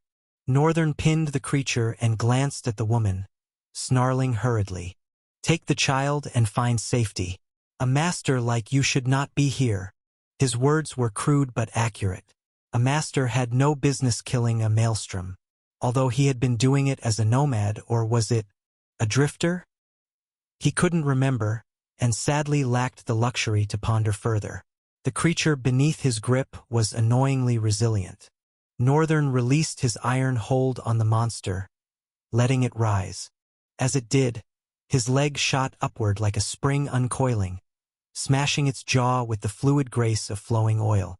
His hands launched forward and landed on the creature with deceptive gentleness.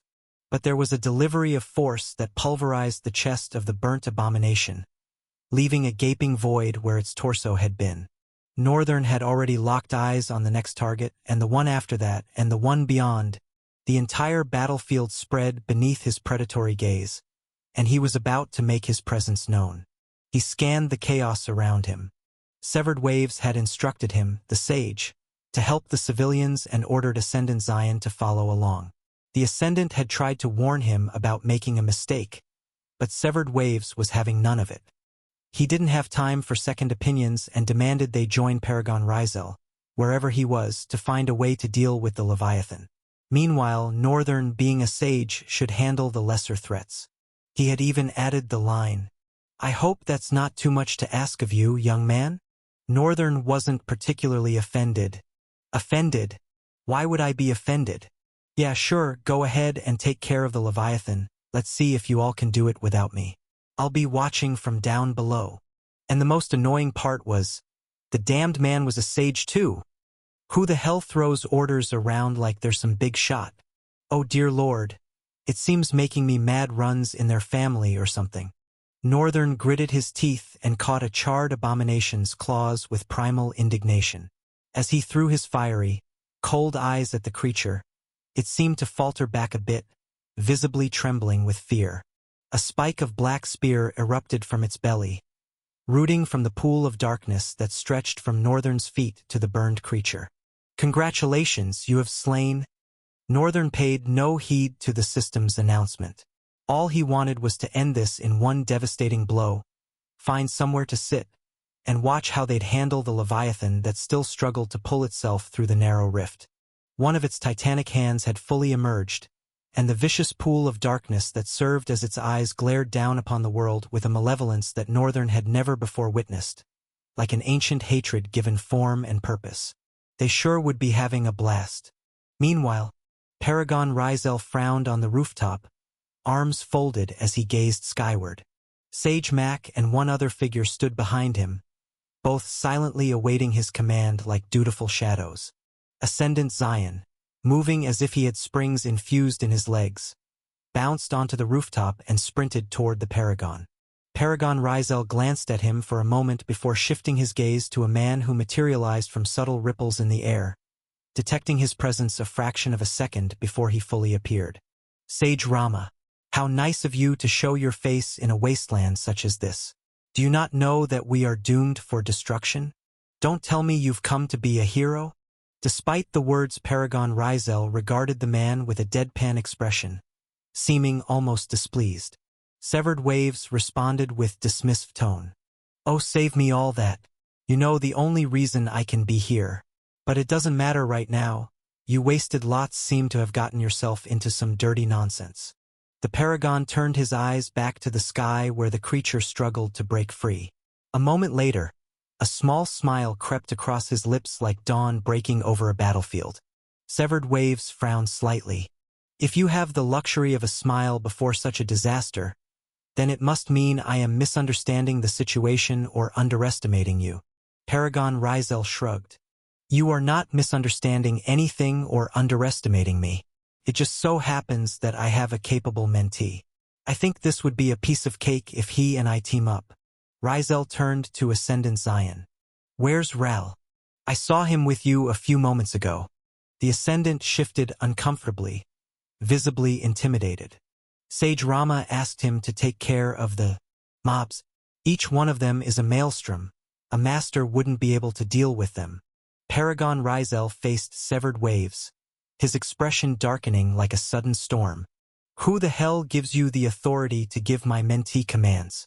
And why the hell did he even listen to you? That guy sometimes behaves strangely. A moment later, though, Paragon Rizel considered the fact that Sage Rama was Roma's brother.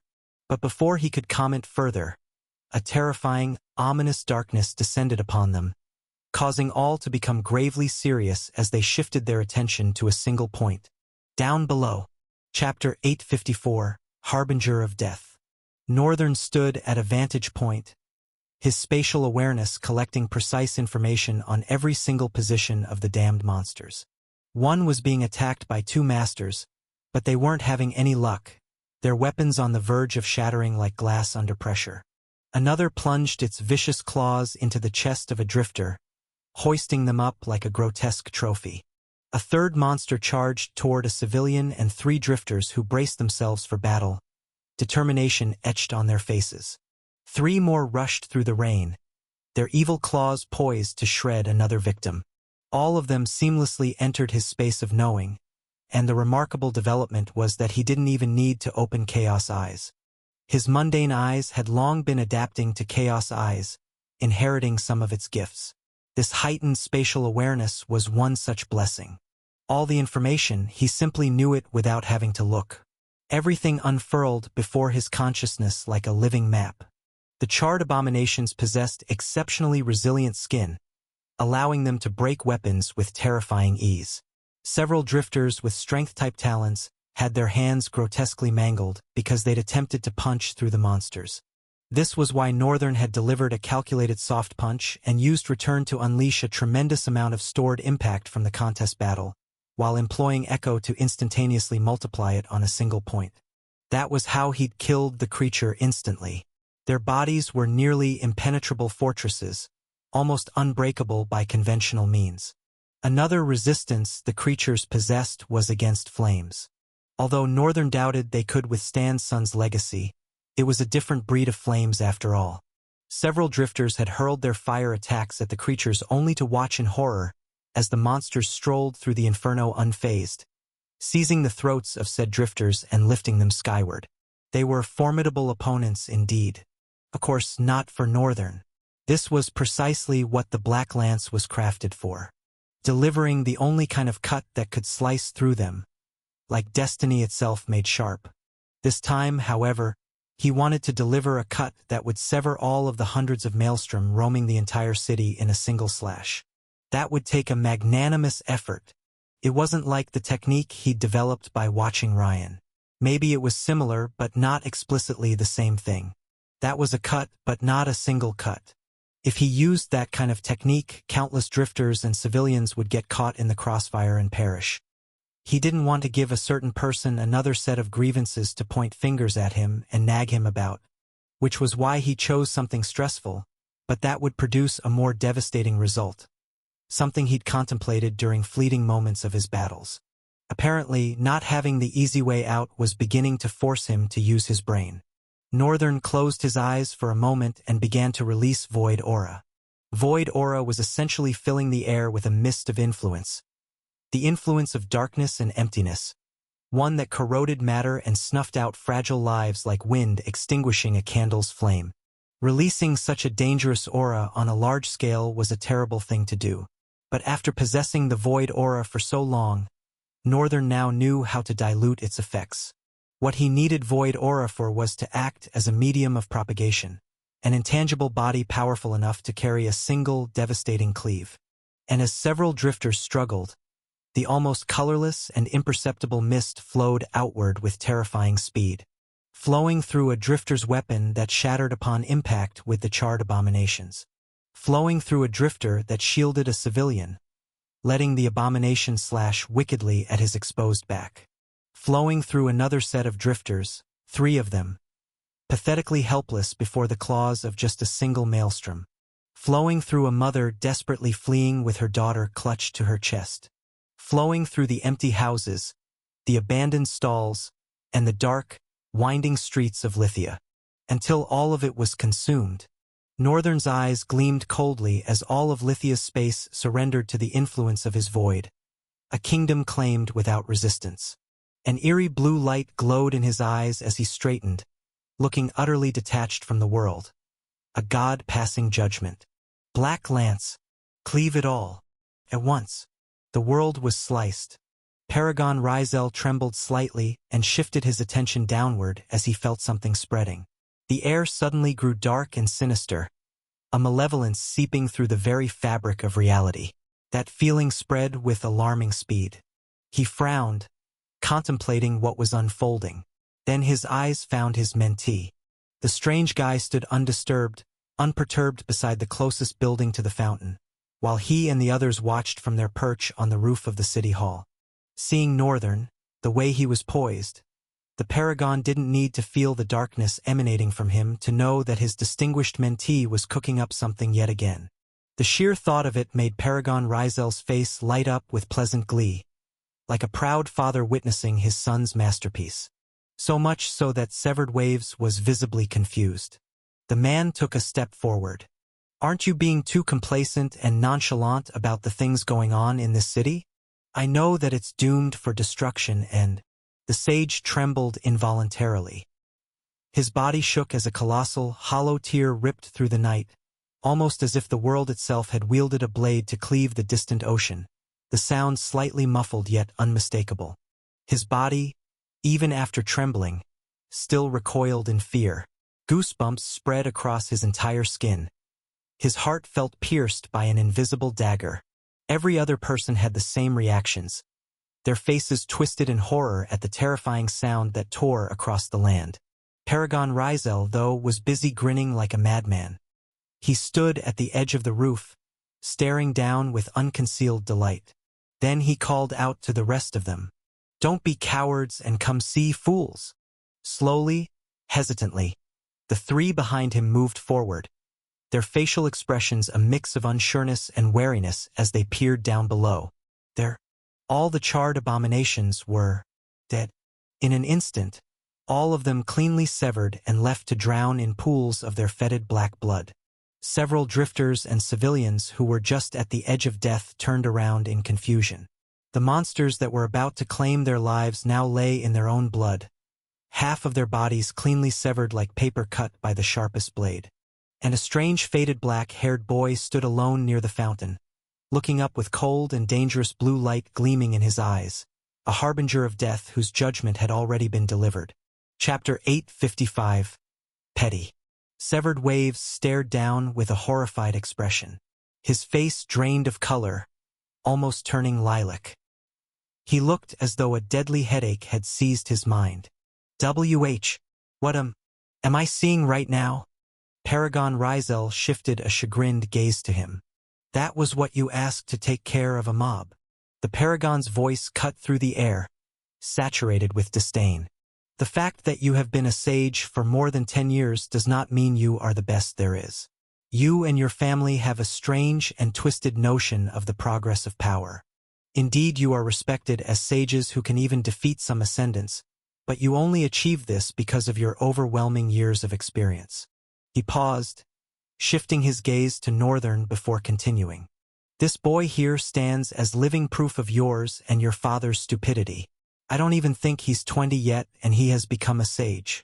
Not just any sage, but one that even I am not 100% confident I could defeat without willingly sacrificing some of my limbs and mental health.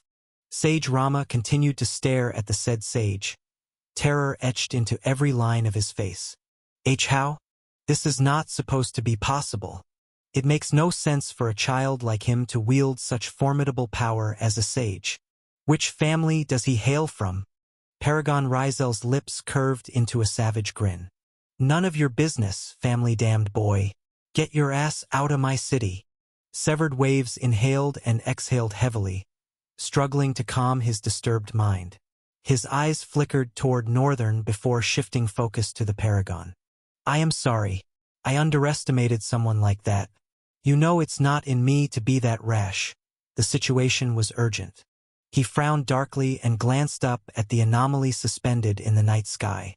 Horror washed over his features like a tidal wave. I have never faced or seen a Leviathan before. This is seriously bad news, Paragon Rizel, and you cannot afford to be lackadaisical about it. You need all the hands you can get, including mine and my brother's. The Paragon frowned, silent for several heartbeats. His jade-green eyes glowered coldly in the silence. Ascendant Zion moved closer to him and whispered, Severed Waves is right. We need him. Right now, we have no means to contain the situation. And we still have to continue the evacuation amidst all of this. We will definitely need his erratic nature as a distraction to cover our evacuation. The Paragon's green eyes continued to glower dangerously. But after the Ascendant moved away, he smacked his lips and finally the dangerous light dimmed. Don't think I'm deciding to let you stay because of the situation on ground. I am confident in my ability to dissolve the situation without your help. As you have witnessed, I have all that I could ever need. He exhaled and turned away from the man, folding his arms as he retook his initial posture facing the stuck colossal hand. Make yourself useful somehow. I don't care how you do it. Ascendant Zion, fetch me Sage Ral. The Ascendant gulped and responded quickly. Yes, sir. He flashed forward and leaped down the building with the grace of a butterfly, his form vanishing into the chaos below. Northern continued to look up with a cold look in his eyes, grinning inwardly and saying internally, How's that for taking care of the mobs, you darned incompetent sage? The only reason why I am not cutting you down with contempt is because you are Roma's brother. Why did he even care if he was Roma's brother? Strange. That girl has done something very peculiar to me. Remind me not to associate with her anymore. Even though he just said so, Northern was rather unbelieving of himself. Roma had a special allure that made her fun to want to hang out with. She was honest too, and watching her and her nature somehow delighted him. Away with these thoughts. Just as Northern fought for control of his own mind, he saw the handsome and kind Ascendant gliding towards him through the air. Ascendant Zion landed on the ground soundlessly and bowed his head slightly before addressing Northern. Paragon Rizel calls for you. Northern looked around, putting on a sorry expression. Oh, can you tell the Ascendant Severed Waves asked me to take care of the mobs? The Ascendant looked around with an incredulous expression, then returned his brown eyes to Northern. I am sure you have done more than taking care of the mobs, Sage Rian. Northern touched his hand, as if stricken with disheartenment. You know, I can't really say that I have. I made sure to cut everything, but still I have to ensure that the assignment I was given by the sage was done well. Seeing how the Basta, Sage hoped it wouldn't be too much to ask for. Ascendant Zion chuckled softly. It's all right, Sage Rian, you can drop the act. I'm sure after seeing what you just did, regret is eating him up. And Paragon Rizel did not take it easy on him after discovering what he asked you to do. Northern straightened his expression, his brows rising slightly. Really? Northern leaned his head closer with interest. What did the Paragon say to him? Ascendant Zion answered straightforwardly. That he was a nuisance and asked him to leave the city. That he could take care of this disaster with just you. Northern immediately winced. What? Why would Burning Flame do that? I didn't register him as an emotional or sentimental person. This is a damned Leviathan. Who says I am enough? Ascendant Zion let out a pleasant smile. The Paragon can be quite excessive sometimes, but I was with him on this one. Sage Rama was quite rude to you. Power dictates respect in this world, and he crossed the line. His smile shone beautifully, and you were wise to neglect it and act intelligently. Act intelligently? Who's he talking to? Northern was lost for a moment. But do not worry. I managed to convince the Paragon not to send Sage Rama away. Now, he needs you so we can figure out what to do about that hand. Ascendant Zion completed his statement, pointing to the sky. Northern glanced up and sighed. Fine, let's go. Northern suddenly stopped as a terrifying pressure shook his entire being. Ascendant Zion also trembled, almost crumbling to his knee with a very white face and widened eyes. The tear in the sky widened slightly, like a wound being forced apart by unseen fingers. A few more charred creatures began to drop through the gash. But this time they were different. The sheer speed of their fall tore through the sound barrier several times, and as each landed, the sound of a colossal crash rippled through the city. Shockwaves spread outward, upheaving the ground like massive stones dropped into still water, sending violent ripples across the cityscape. Chapter 856. Trapped in Inertia. Northern stood frozen, a dark grimace etched across his face as the creatures continued to descend. Their numbers weren't as vast as the initial waves, but quantity wasn't the issue. The true problem lurked in their nature. Each of these charred monstrosities falling from above was a catastrophic destroyer. Their anatomy resembled the first wave of hazardous maelstrom, yet distinct differences marked them as something far worse. Their skins, blackened and featureless like coal that had burned beyond recognition, gave them the appearance of living nightmares as they stalked through Lithia City's shattered remains. From their heads twisted a single horn, slender and sharp as a dagger. Where eyes should have been, only hollow sockets gaped, somehow more terrifying than any gaze could have been. The moment their feet touched the ground, the wind itself seemed to cower. A silence, heavy as death, blanketed the ruined city of Lithia. Ascendant Zion stood frozen, trembling visibly as he watched the abominations. His face twisted with revulsion, skin blanching with each passing moment. Sage Rian, what do we do? They feel like destroyers, and the pressure I'm feeling from them, they have to be at least catastrophic, right? His voice quivered like a leaf in autumn wind. Northern glanced at the Ascendant, the corner of his mouth curving upward. You are very right. The handsome Ascendant stared at Northern, color draining further from his already pallid face, pupils thinning to pinpoints. Are you smiling? Northern's lips had indeed formed an unmistakable grin. Yes. Should I cry instead? The Ascendant shifted his weight, his limbs betraying his terror. Not exactly. I just expected your demeanor to be more grave. These are walking destroyers. Everyone here is doomed, including sages. No one can battle these monstrosities. Ascendant Zion spoke truth. Destroyers were nightmares given form. Even facing mere maelstrom, the drifters of Lithia had faltered and required rescue. Bodies lay scattered across the ground like broken dolls. Civilians and drifters alike, their final expressions frozen in horror. Soon more would join them, feeding the crimson pool that seeped into the city's cobblestone roads like hungry roots.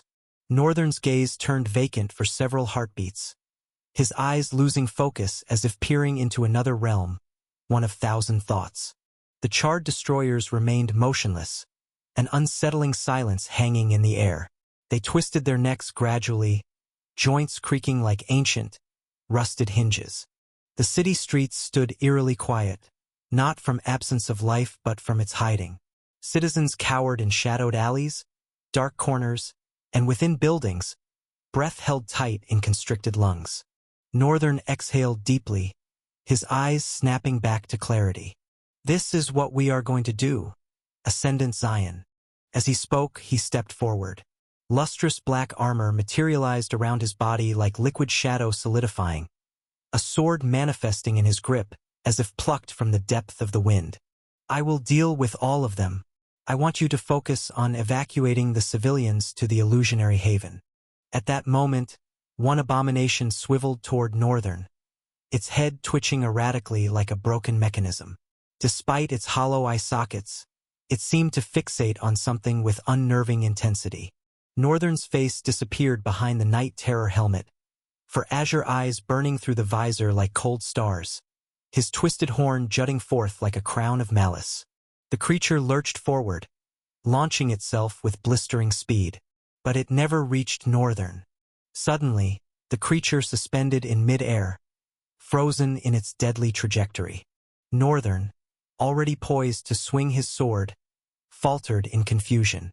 A heartbeat later, recognition dawned on him as he sensed a familiar presence. Crazy Paragon. Wham! Too swift for the eye to track, something crashed into the abomination, seized it, and hurled it backward in one fluid motion. Crimson hair blazed like wildfire against the wind as he transformed into a mere blur, materializing beside the charred destroyer. His fist sliced through air with devastating precision and connected with the creature, the impact reverberating like thunder against the bedrock of the world itself. The Paragon's face hardened into stone as he locked the abomination in place. His hands became weapons, striking from the flank and crushing into the creature's side, though its form held firm. Another strike surged upward, smashing into the creature's jaw and snapping its head backward with sickening force. The raw power behind each blow should have launched the creature skyward. Each strike carried the weight of mountains, compressing into pinpoint devastation. Yet the abomination remained suspended in the same space, as if chained to that point in reality. Trapped in inertia, a perfect target for the Paragon's relentless assault. Strangely, the other abominations stood motionless, like statues carved from nightmares. Northern's mind clicked with sudden realization. He did something. The Paragon had indeed enacted something, but Northern couldn't pinpoint when. The abominations had exhibited peculiar behavior from the start, only their heads rotating when they first arrived, none advancing a single step forward, with just one responding when Northern moved. He had dismissed it as typical monster oddity. Even the rift's sudden appearance was unusual, though not entirely unprecedented. It reminded Northern of those rifts that had torn through the Dark Continent, but such reflections would have to wait. This pressure, this power, the shift in air, as if time itself hangs suspended. This must be it. Essence manifestation. Northern suspected it but lacked certainty. Was this truly an essence manifestation, or merely one of Burning Storm's talent abilities? Yet even as a talent ability, trapping multiple monsters in a single space of motion was extraordinary. Oh, he's definitely powerful. One final blow thundered through the air, a crescendo of destruction that dwarfed all that came before. The Paragon stepped back, his face contorted with rage, as the dismantled head and body of the abomination collapsed into a heap of ruin. He shook his hand vigorously, knuckles unbroken but bones screaming in protest. These bastards are tough. Tougher than anything I've ever smashed. Northern's eyes stretched wide with disbelief. He killed it with his bare fists? Paragon Rizel pivoted and strode toward them, the air around him crackling with heat like the aftermath of a lightning strike. A controlled tempest swirled around his form as he approached. His gaze locked onto Ascendant Zion and Northern with piercing intensity. Both of you focus on moving the civilians. I will handle this. Ral, stay vigilant. If luck abandons us, the next downpour might bring behemoths. We'll need plenty of your mistakes this time around. The Paragon's lips curled into a savage grin as he turned toward the next trapped destroyer, dismissing them with a casual wave while advancing toward the doomed creature. Chapter 857, Because He is Burning Storm. Northern continued to glance back even as he helped the people and guided them towards the rift. All of the abominations, the damned destroyers, stood motionless in a single place, as though rooted to the ground with no interest to move. The only part of their bodies that struggled to break free from the inertia was their heads, which shifted left and right like corrupted data, glitching between reality and destruction. No matter how close he ventured to them, they remained frozen, defiant statues in a battlefield of destruction. And Burning Storm lurked among them, picking them off one by one, unleashing terrible devastation upon each destroyer. Northern watched as Burning Storm's fists blurred with power, leaving craters of destruction in their wake. The air itself seemed to tremble with each impact. There were probably over 30 of these charred creatures, yet Burning Storm took his time, methodically moving from one to another. His bare fists punched through their hardened exteriors while his control of their stationary force kept them pinned. They could neither flee nor retaliate against him. He had frozen the entire battlefield and commanded absolute control over it. Northern could have slaughtered a bunch of destroyers without breaking a sweat, especially counting his clones. He could also have obliterated all of them with a single strike if he decided to use Sun's legacy. But memories of the aftermath, the last time he used that talent, made him hesitate, caution dripping from his thoughts like cold water. Lithia would never survive such power unleashed. Paragon Rizel's method, although painstakingly slow, worked with brutal efficiency. Moreover, time wasn't even a concern. While Burning Storm dealt with the charred destroyers, the other drifters, led by Northern and Ascendant Zion, coordinated the civilians toward the gate to the illusionary haven. Still, Northern couldn't help but marvel at the terrifying power the man displayed. The air around Burning Storm shimmered with barely contained energy, like heat waves rising from scorched earth. What made it more unsettling was that he wasn't even showing his full strength. Since his slots was full, he didn't get notifications to copy talents anymore, so Northern couldn't determine if this was explicitly Essence Manifestation or if Burning Storm was using his talent. But he sensed that the concept of Burning Storm's Essence Manifestation was somehow woven into his inertia trapping. And the man showed no signs of fatigue. Several queues formed from different areas in the city, civilians with hopeless, terrified expressions marching toward the illusionary haven. Their footsteps created a rhythm of desperation against the broken ground. Many glanced at Burning Storm with bewildered expressions, sparks of hope igniting in some eyes. But this did little to dispel the somber wind that whispered through the night air. Who could blame them for their hopelessness and dejection? A leviathan still loomed overhead. Thanks to its massive size, the creature struggled to reach them, and the rift itself seemed to have stretched to its limit. The beast's enormous shadow blanketed them in darkness, constantly reminding them of the danger above. And the abyssal eyes of the creature that stared down at them from the veil of the rift weren't those of a being willing to retreat and try another day. There was a stubbornness in those unreadable, lightless eyes, a determination that made Northern avoid looking upward, because whenever he did, it felt as though the sky itself might crash down upon them at any moment, crushing their fragile hopes beneath cosmic weight. Still, the evacuation progressed, although Northern felt uneasy moving so many people beneath the lightless gaze of a colossal leviathan. But they had no choice, the evacuation had to continue. Ascendant Zion glanced at him, his brown eyes studying Northern's expression. "You seem a little tense." Northern frowned at the man instantly. "And you're not? Wait, what am I even saying? Weren't you the one quivering like you had frostbite a moment ago?" The Ascendant's lips curved into a smile. "Well, your earlier calm demeanor helped me settle a bit, and the Paragon coming to take care of things personally is very reassuring." Northern shifted his gaze to Burning Storm, who stood at some distance, gripping another charred destroyer by the shoulder as he repeatedly pummeled its stomach. Each blow sent shockwaves through the air. "You must have a lot of faith in him." The handsome Ascendant raised a brow, somehow making his visage even more striking. "Of course I do. Everyone here does. He is Burning Storm." Northern squinted, tilting his head in silent contemplation of Ascendant Zion's words. After a beat of silence, he asked, "That's the thing. Why?" "Because he's a paragon." Ascendant Zion chuckled, shaking his head. "What? No. Not because he's a paragon, but because he's Burning Storm." Northern stared at him, his expression blank, uncomprehending. Ascendant Zion studied Northern for a moment, his brown eyes gleaming with respect as he explained. "Look, I've been in many fights with Paragon Rizel before, and I've never seen him get tired." Northern folded his arms, tilting his head back at the Ascendant. "You mean figuratively or literally?" "I'm talking literally, brother. I have never seen Paragon Rizel tire during or after a fight. He never rests." Ascendant Zion shifted his gaze to the Paragon, who had moved onto another abomination and was repeatedly smashing its featureless face with his knee. The creature's form shuddered with each impact, yet remained suspended in place by invisible forces. The same energy that Burning Storm started with still radiated from him. If anything, he seemed even more invigorated. And the truth was, even Northern himself had observed it.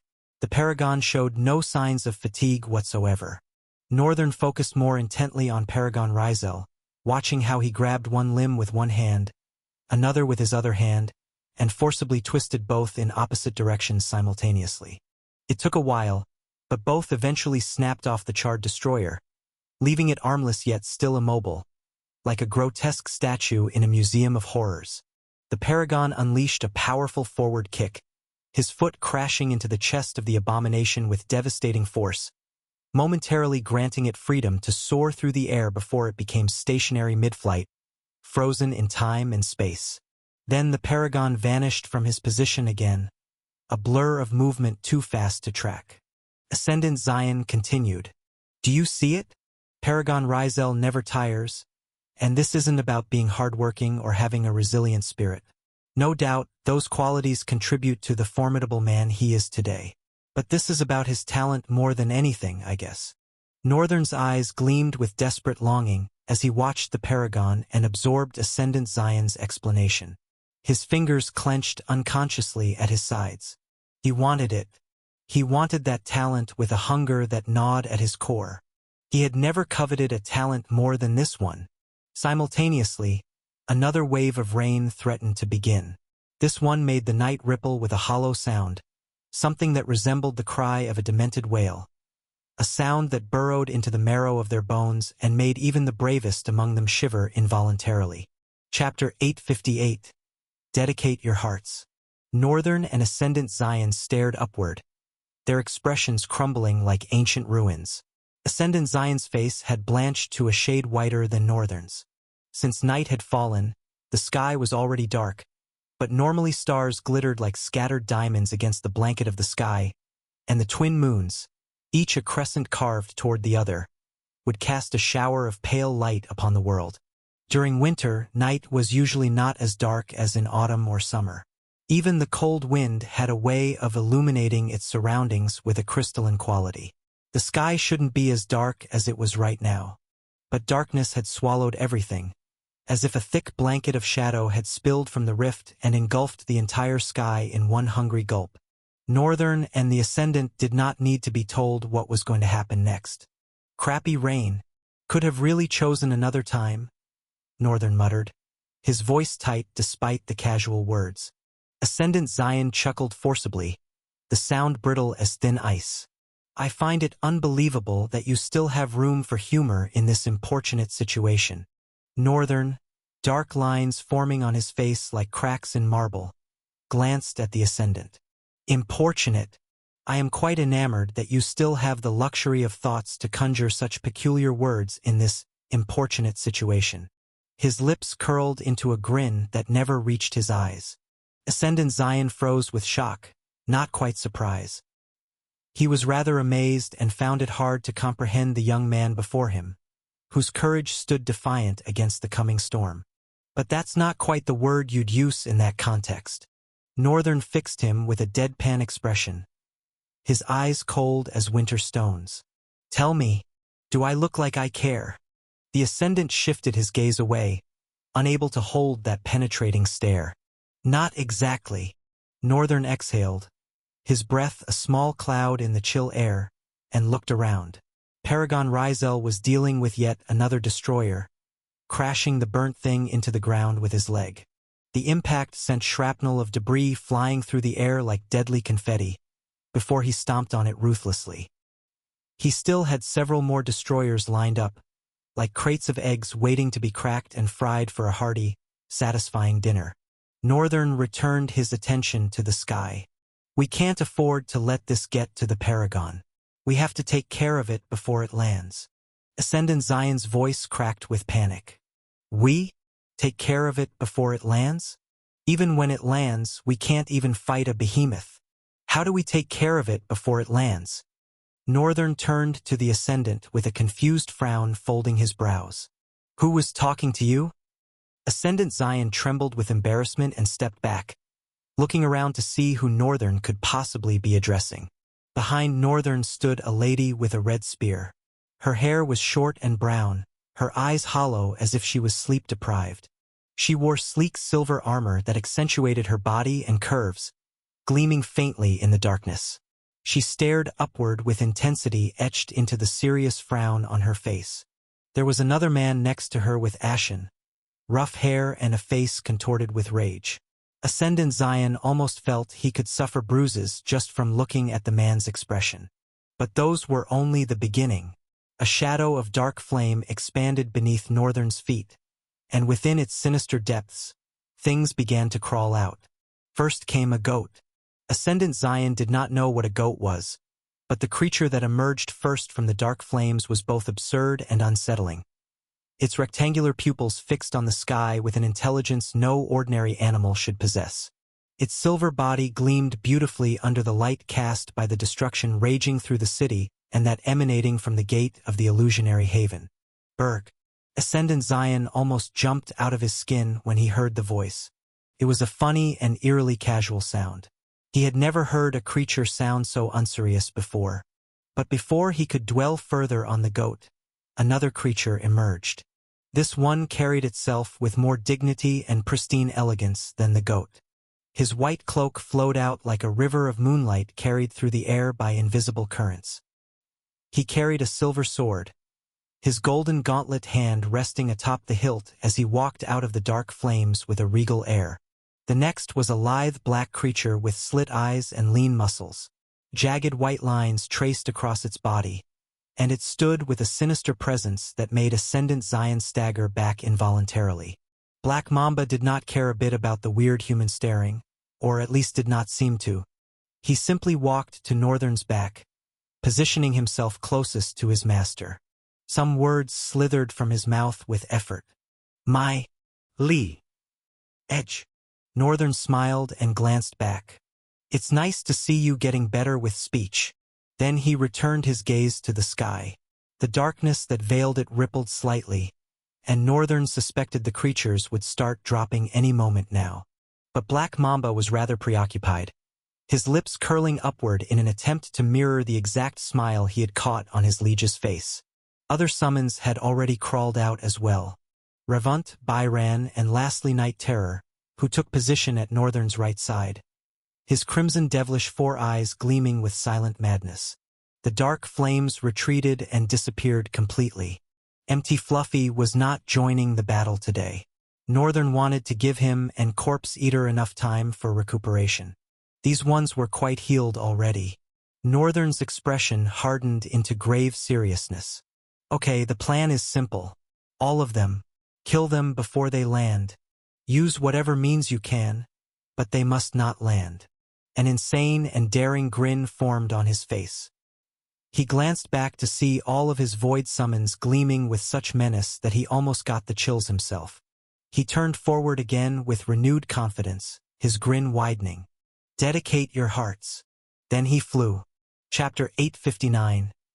Battle of Behemoths, Part 1.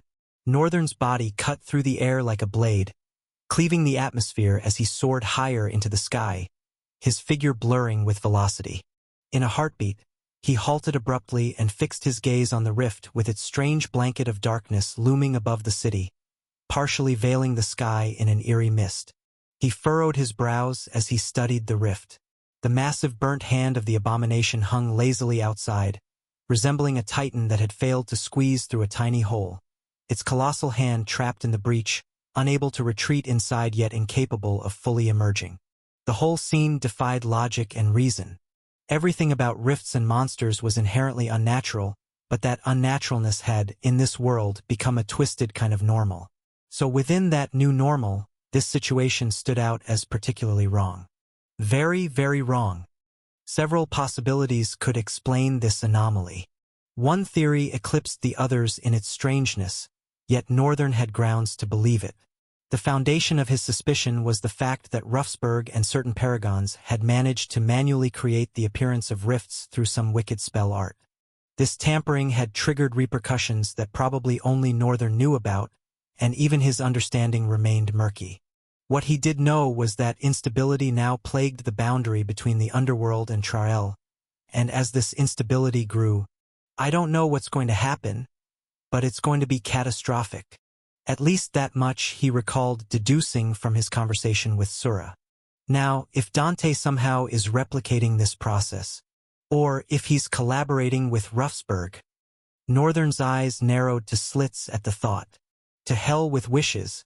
He wouldn't forgive anyone endangering the world for their selfish desires. Dante might proclaim his intention to revolutionize the world, to usher in a new era, but ultimately, didn't he just want to stand above it all? I guess humans truly are selfish at their core.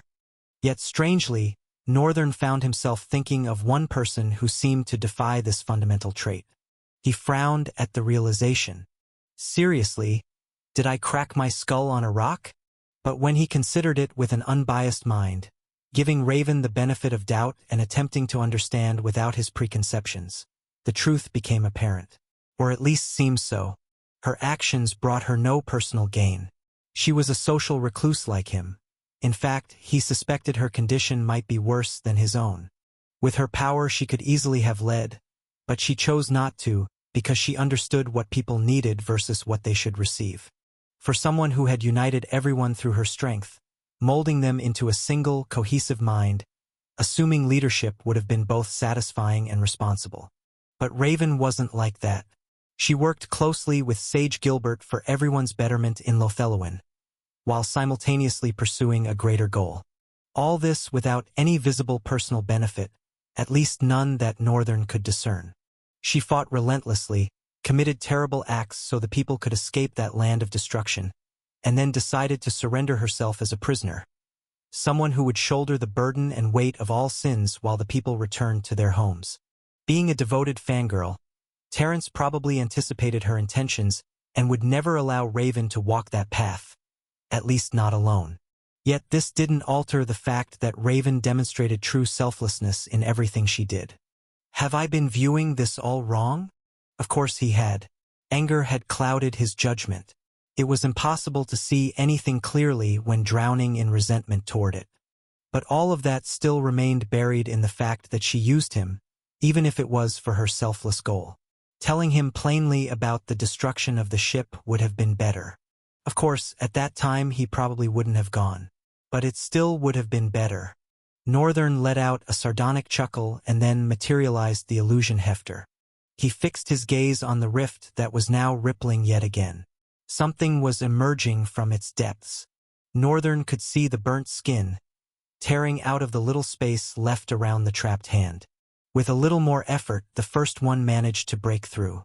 What Northern saw made his eyes widen with cold horror. As the charred creature tore out of the rift, it unfurled something that resembled a decrepit wing. Actually, a burnt wing would be more accurate. The feathers looked like those of a ruined bird that had somehow survived an undulating inferno, viciously long and thin, sleek and seemingly efficient for flight. Two of them spread out like heralds of imminent death. At that moment, Northern shook his head. Why the hell is my luck so terrible? The point of his plan to trap them mid-flight was to prevent them from freely moving and attacking the civilians escaping into the rift.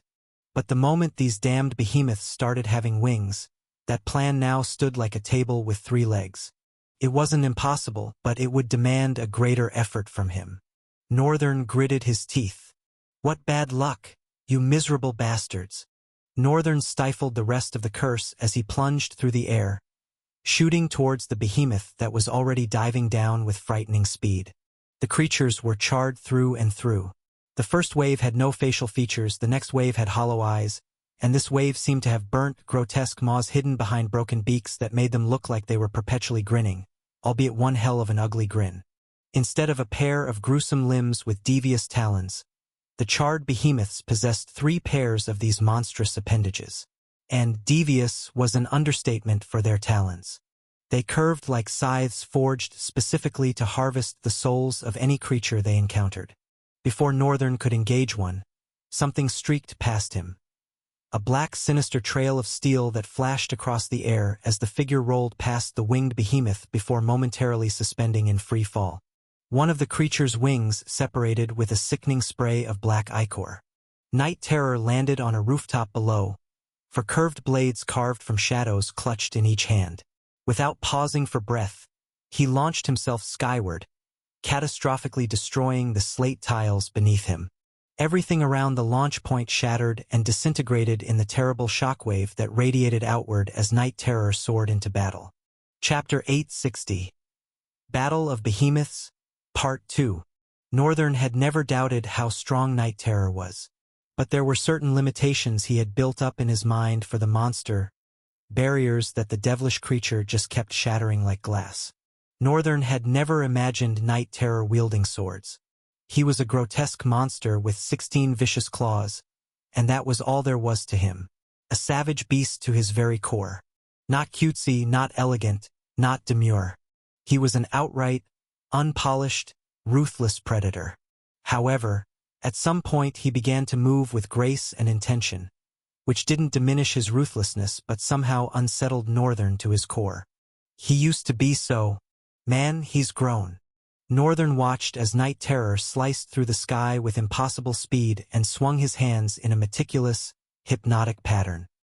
His first upper two hands crossed each other in deadly arcs, while the lower two hands mirrored the same motion but in reverse, pulling away from each other, finishing the remaining behemoth's wing with a ruthless slice and carving another wound across its chest, though that one was shallow. Before Night Terror could tear himself away from the creature, 6 powerful limbs latched onto him. The behemoth's long neck curved backward like a tensed bowstring, its ugly broken maws snapping wide open with a bone-chilling cry as it lunged forward, desperate to tear a chunk from Night Terror. Before its head could connect, another black flash streaked across the sky. The same rolling move that Night Terror had performed. The creature unfurled mid-fall, its 4 hands each clutching curved black swords. Its narrowed white eyes gleamed wickedly as it studied the winged creature with cold savagery. Wow! Northern's eyes widened, sparkling with awe. These bastards! They really have grown tremendously. Black Mamba landed on the rooftop of another building, his cold eyes still wickedly gleaming.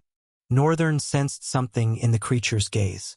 A silent focus, something desperate, longing, yearning. Like a hunter finding an essential puzzle piece, wanting to complete what was started. Black Mamba crouched and catapulted himself into the air again. Although his takeoff wasn't as destructive as Night Terror's, it still sent tremors through the entire building. He latched onto another creature while Night Terror soared past Northern and collided with another winged behemoth that was hurtling toward him. Invisible cuts separated the creature instantly, causing different parts of its body to fall in a macabre rain of black blood.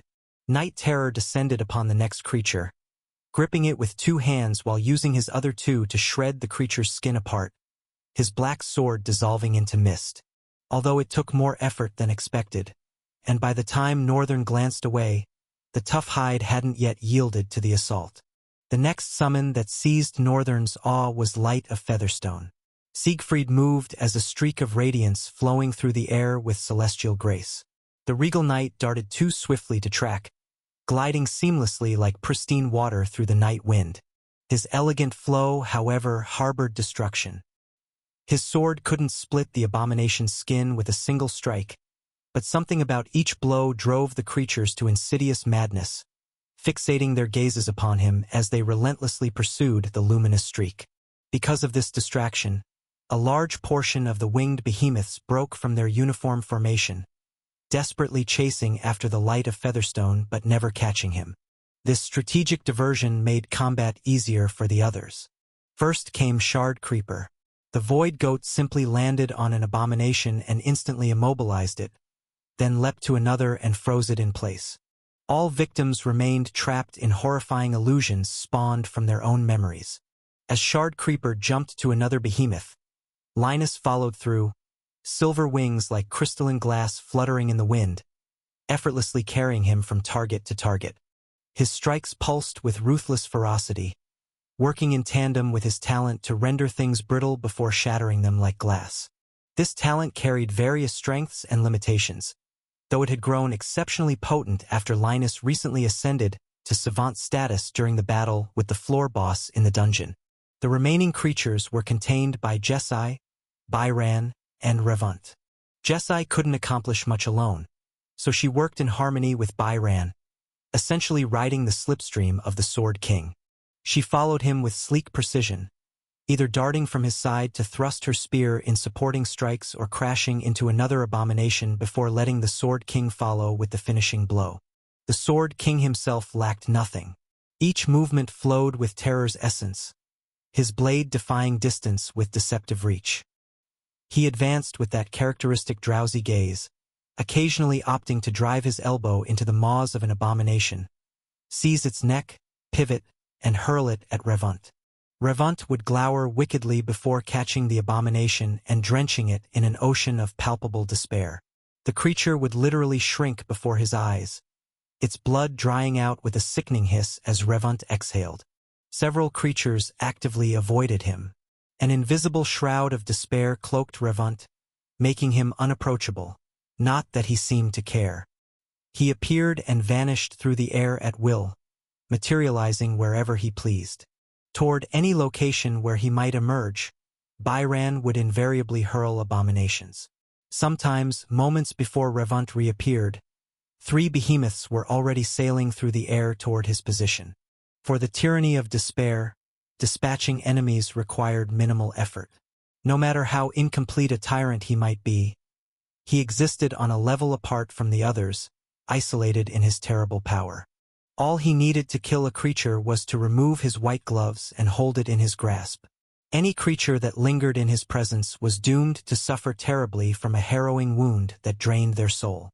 When he clutched them directly, that intangible assault became viciously tangible, drying out not just their soul but their physical form as well. Being the tyranny of despair, Revant's ability transcended the morphological composition of monsters. It cared nothing for how tough or resilient their skin might be. Despair bypassed such nonsense and feasted directly on the soul itself. Northern surveyed the choreography of chaos his void summons wove around him. He hadn't even made his entrance yet, and already the battle seemed to be drawing to a close. He grinned with satisfaction. This is good, really good.